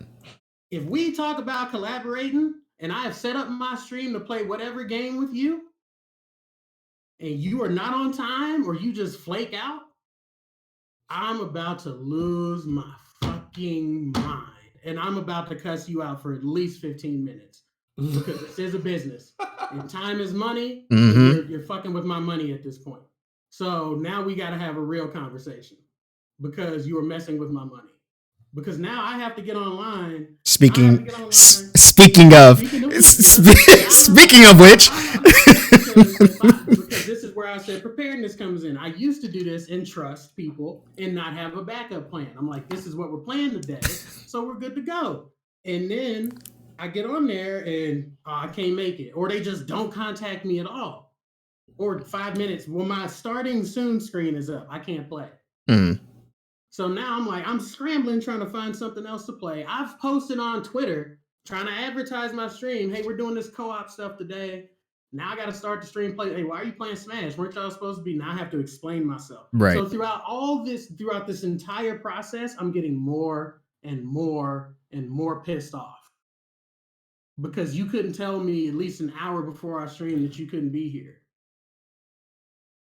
And that's why I was like, you wouldn't do that to your job? Like, this is my job. You wouldn't do that at work? You wouldn't wait till 5 minutes before your fucking shift and call them talking about I can't make it? I don't know, man. I know people that's done that. But do they get fired?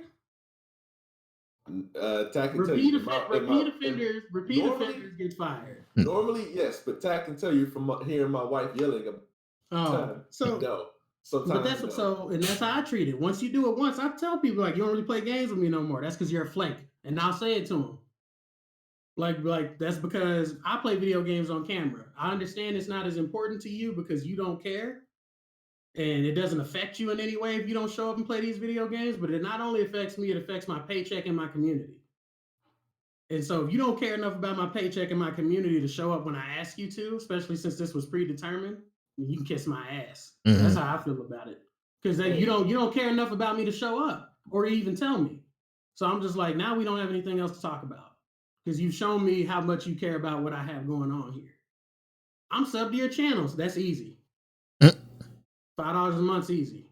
I just needed you. All I needed you to do was show up and play video games. With my wife, man, when was the last time you told her you were playing video games with me? I didn't. Like, we back to square one. You're fired. All right. Sleep. Like, I mean, I play unknown games and whatnot. So as a streamer, I don't really have to. I mean, I play like Tree of Savior for God's sake, you know, like on stream. I'm used to sitting there with like the exact 3 people, and me and those 3 people talking about the game and just having a good old time talking about the game that even if it ain't getting a lot of views, we just like for some fucking reason. We like this hot garbage fire and we can't stop playing it. So we'll sit there and play this hot garbage fire and talk about how much we enjoy this garbage fire together. So I don't really have the same kind of issues y'all have, I guess. I'm not used to having really large chats. I've been streaming inconsistently on and off for about a year some change now, and most of my problems from the streaming side have to do with just me trying to do it as a parent, husband, and a guy with a job. I'm like, when the hell am I going to do this? And trying to figure out, because I want to do it, but I can't figure out when to do it. So my problems are mostly my own problems. I don't have to think about people coming in and talking spicy, because you come in talking spicy, I ban you and I keep it moving. And it's whatever. I don't get any money from Twitch. So if you offend the people who come and hang out with me just because they wanted to hang out and you felt like I'm finna go in there and just be a troll, bye. And then we move on. Like, I'm not finna punish the people around me for that one dude's follow. So I don't have to really think about a lot of that kind of stuff. Like, you have a community to do it for you, which is great, because that means you don't even have to look at that spicy bullshit. You can just be like, get it out of here. Thank y'all mods. I appreciate y'all, and keep your day moving. I see it, and I'm not waiting for them to justify themselves for nothing. Like, I was like, look, dude, I got 5 viewers, and you fucking up 4 of their day.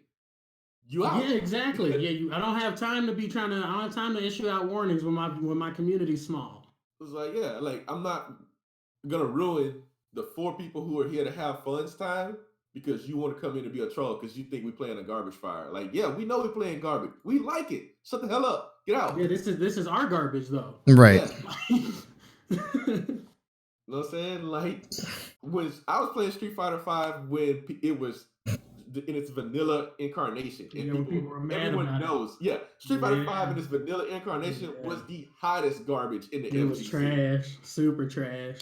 And people were like, "Why are you playing this game?" I was like, "Because I like Street Fighter. I like it enough to look past everything else. Like, oh, well, it doesn't have a story. It's a fighting game. Who gives a fuck? Like, am I gonna Me, see I was story that when I'm person. fighting online?" Me, I was that person that was mad there was no story mode because every other game had it. That's the whole problem. Like, it Look, was just I consistency understand. with me. Like, I got mad about it on a personal level because I'm like, if I still played the game. Mortal Kombat, fucking Injustice, all these games, hell, even King of Fighters, all these games, Blaze Blue, they're putting stories in their games, and I get it. At this point, it's what we come to expect. But I sat down, made a cost analysis, and said, you know what? I'm still willing to invest my money, not your money, my money in this game. People, you should know from Twitter, people don't like you investing your money in something they don't like. Did you see what happened with Pokemon Sword and Shield? Yeah, and you know what? And I told Tak about this too. Pokemon Sword and Shield outsold Pokemon Let's Go with Eevee. In like 1 week, they outsold Let's Go Eevee's entire lifetime sales. Yeah, and I was like, so who are these complainers? They had to have already bought the game. That's what I said. People are bitching, and it's like, bro, you still playing it? Get out. Yeah. Mm. Yeah. And like with Street Fighter, I complained not because it didn't have a story mode, but because it didn't have an arcade mode. That's why I complained. Okay. I was like, where's arcade mode? This isn't a fighting game without arcade mode. I voiced my complaints about that too. Yeah, that was my main issue. I was like, at least give me a little ending video in arcade. Sometimes you want to practice, but you want the computer to just do stuff, you know? Right. You don't feel like going in there and programming inputs. You're like, yo, let's play this. I want to treat this like it's a real match. So I'm gonna go in the arcade and work my way through it, and on various difficulties or whatever. And arcade mode's just fun. Yeah, it's like I want to try myself against the computer on different difficulties. It gives me an offline state, and I can practice the game in. Sometimes you don't want to sit in the training room for fucking 5 hours. You just want to play arcade. Well, I mean, it's like if you talk about someone beating a fighting game, when somebody says, I beat that fighting game, they never ask, did you beat the story mode? They're like, you completed arcade mode. You've beaten the fighting game. So I was like, where's my progress meter? I was just like, yeah, I was mad about that. I still played, but I was hot. I was hot about Street Fighter.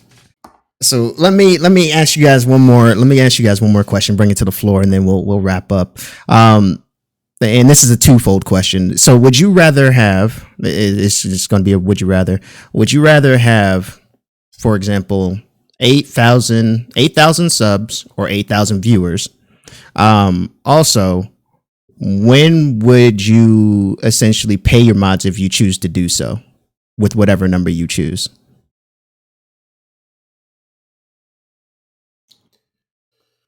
I mean, I go first. Oh, go ahead. You want to go first? Got it. Go ahead. So with the mod thing, I'll start with the mod thing. Okay. As soon as I get partnered, you get paid.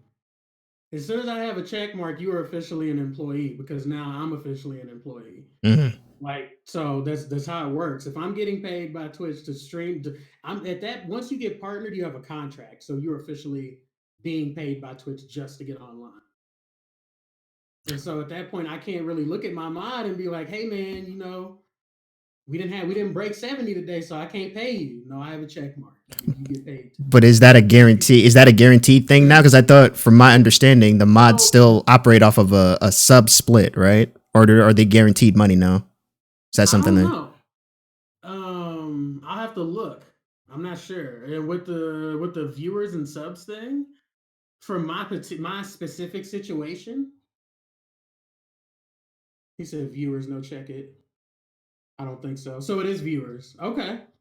Well, then I was still like, do they negotiate their percentages? I think Same way we do? I think they do. Once they What percentage would I give them of my earnings? You can do it that way. I was just looking at it. Would you?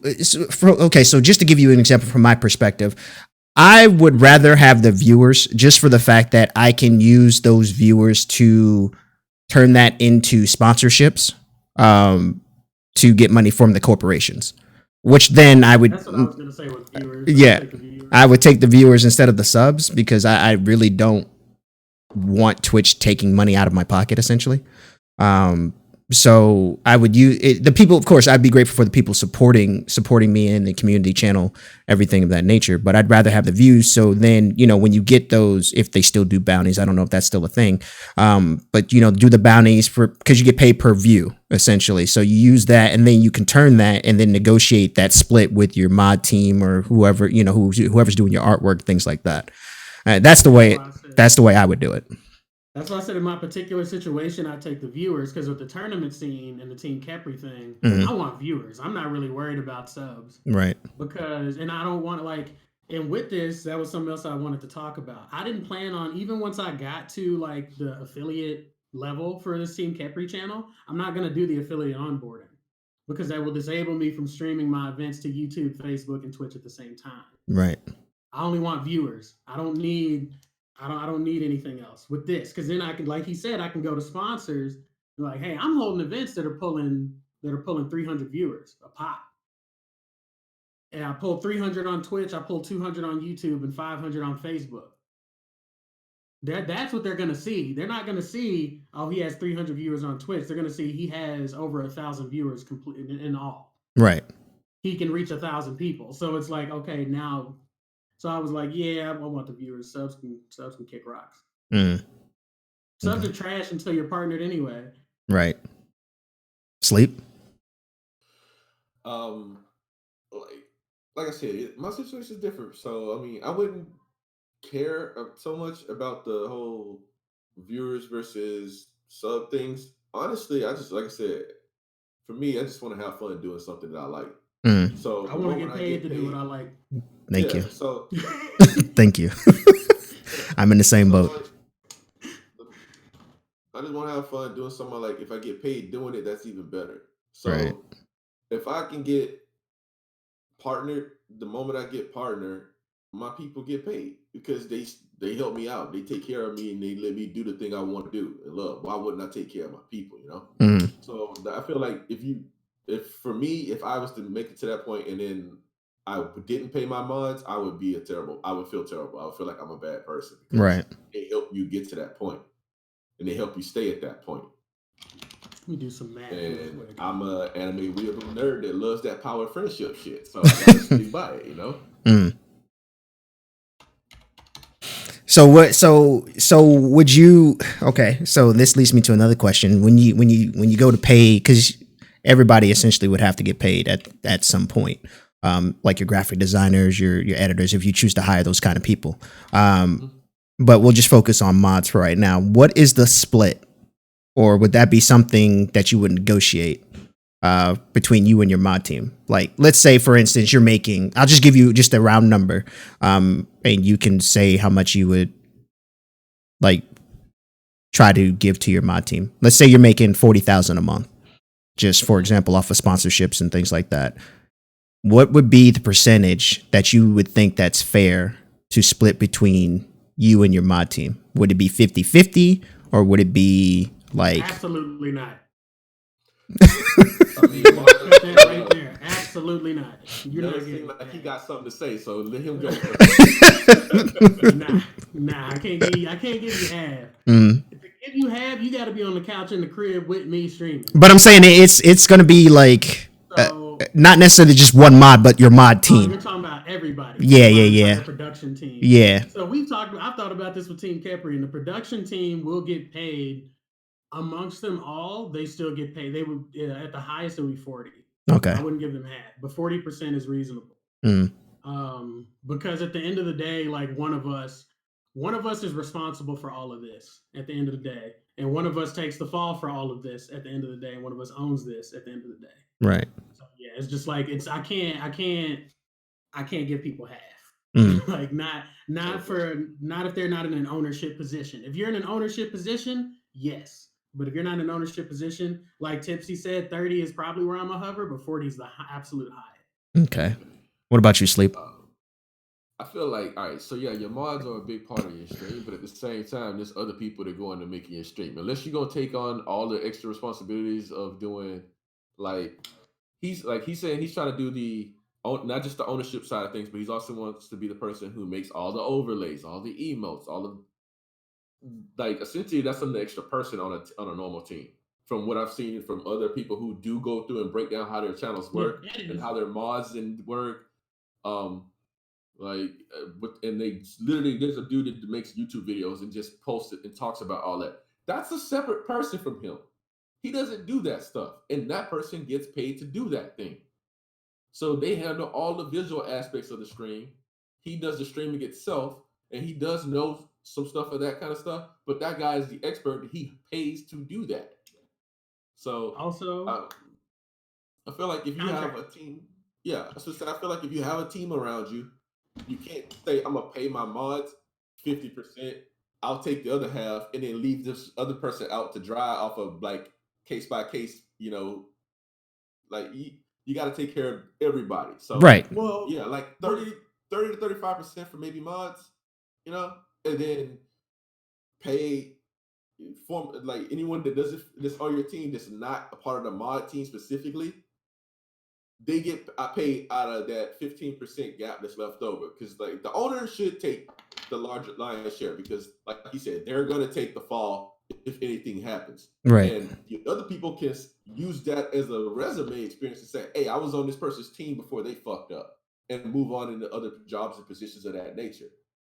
But if you as a streamer come on Twitch and you just go off and with the craziness and the Kanye talk all of a sudden and you fall off Mm-hmm. and you can't get back in the game, like that's it for you. So you need to be able to say that. I mean, usually when people are the owner of something, they take the lion's share because they take the fall and the most downside of whatever's involved. So Right.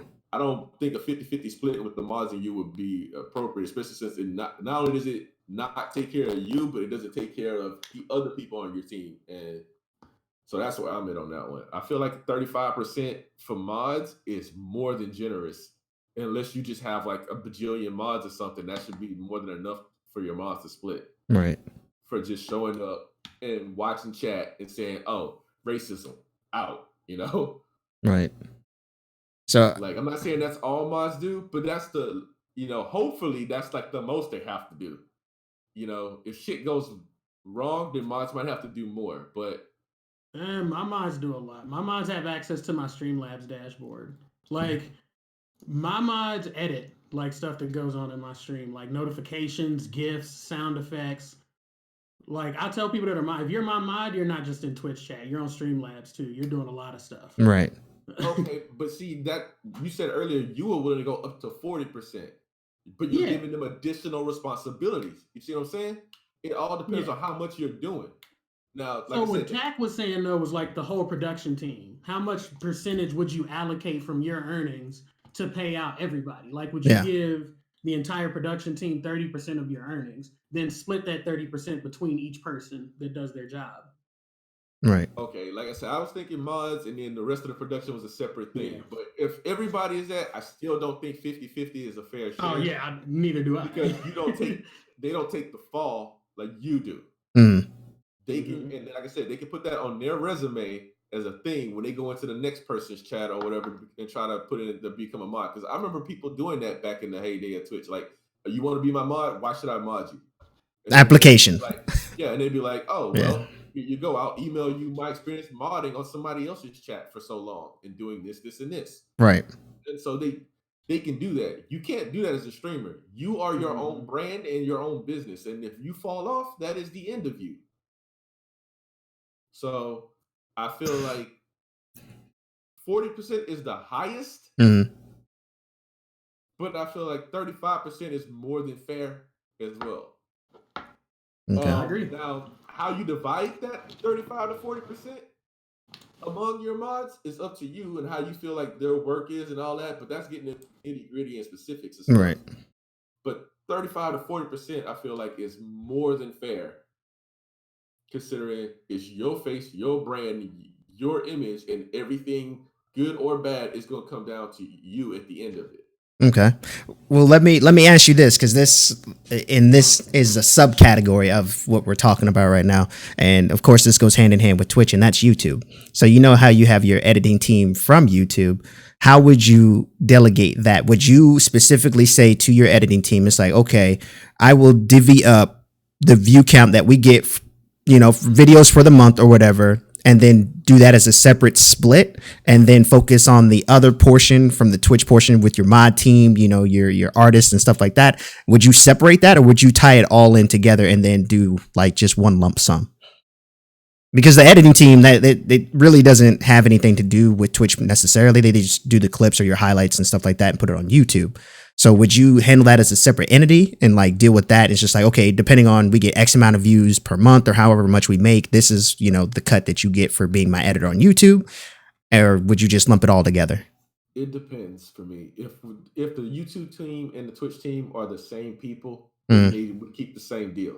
But if the YouTube team and the Twitch team are separate people, then they get their own deal, because I don't want them to feel like they're getting uh, anything better or worse than the other fucking group is getting, just because. Okay. So, and then they're two separate incomes as well.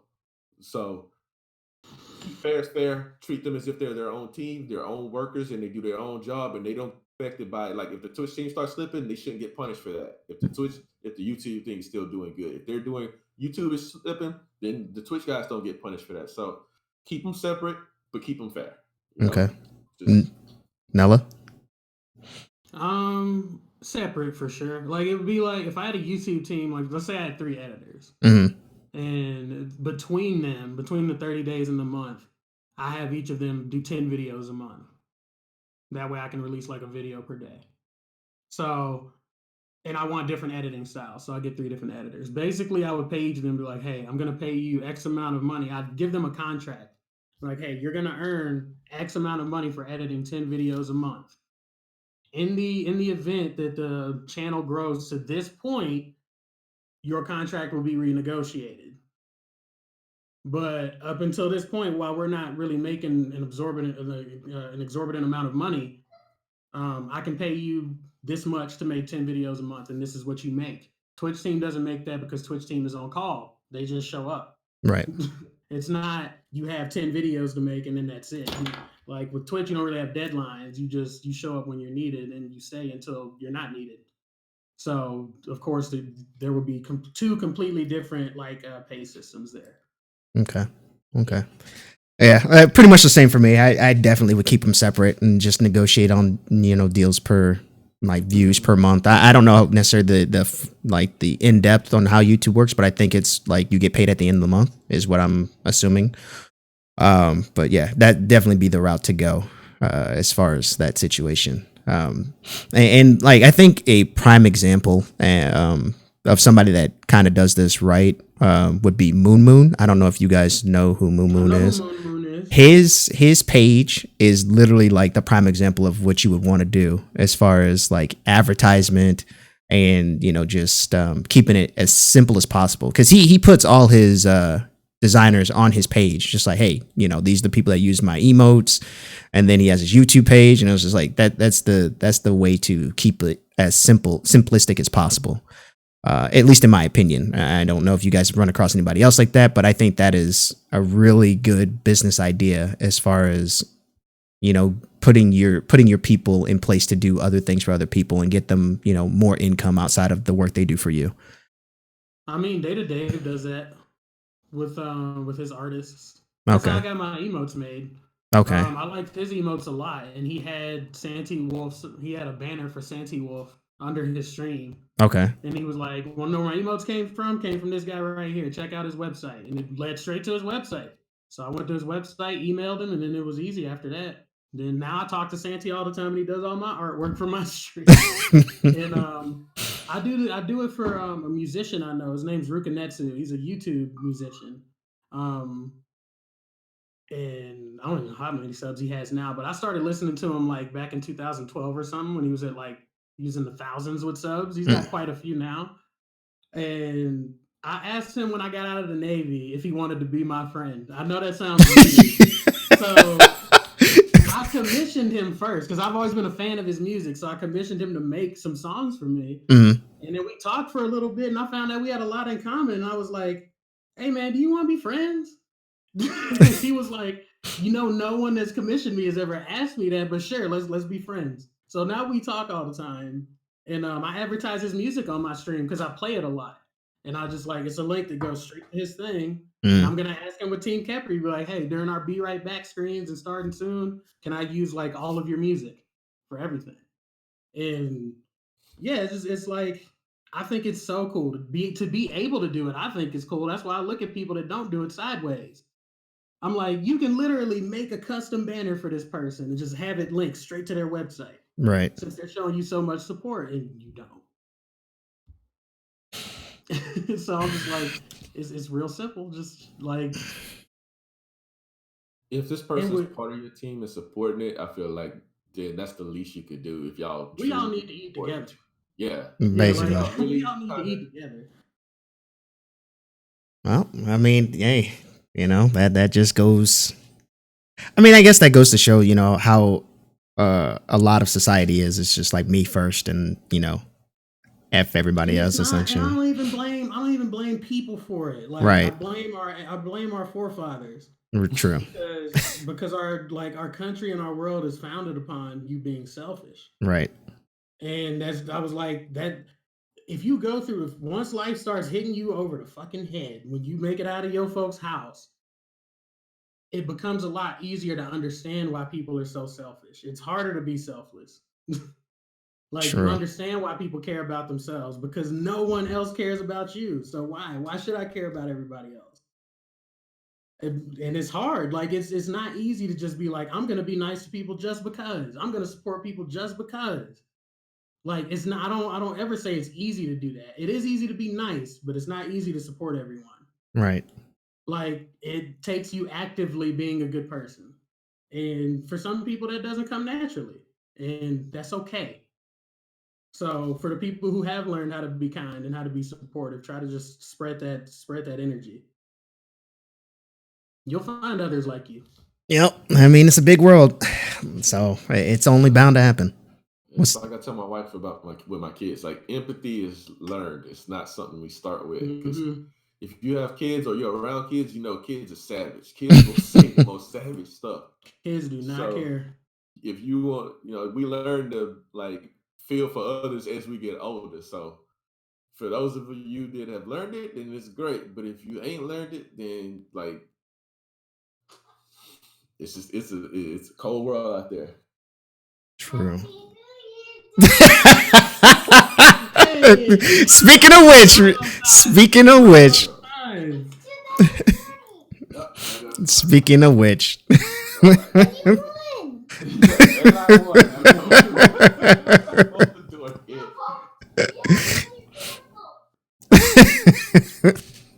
But We just met our wholesome quota for the day too. We good to go.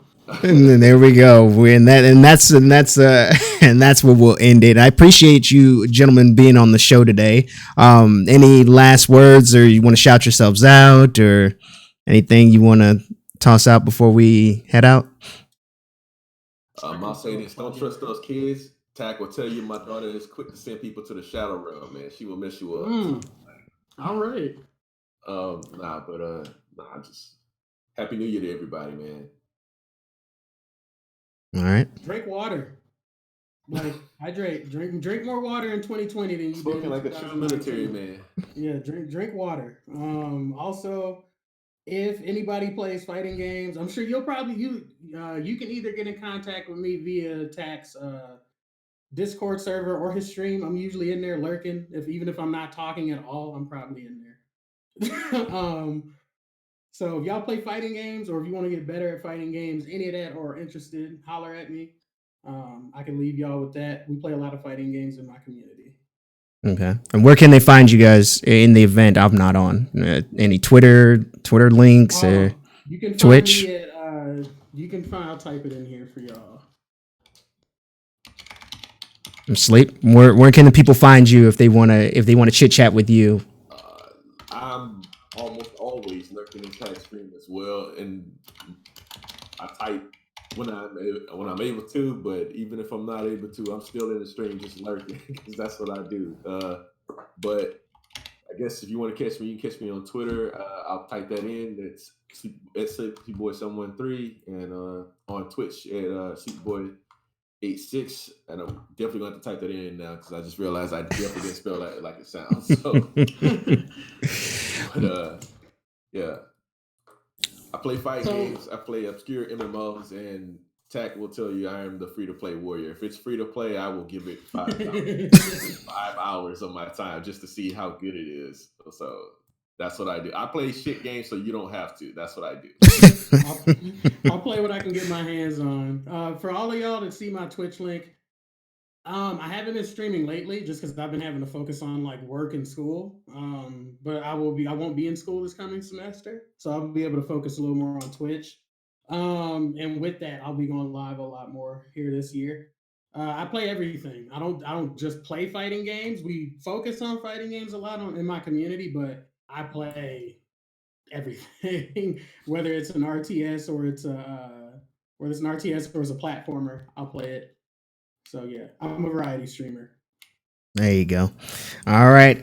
Well, all right, people. That's going to be it for us today. I appreciate you all hanging out, and thank you to my wonderful guests today. And I will see you all next week at the same time with some more topics and spicy discussions. But until then, we are out of here. All right. Later, y'all.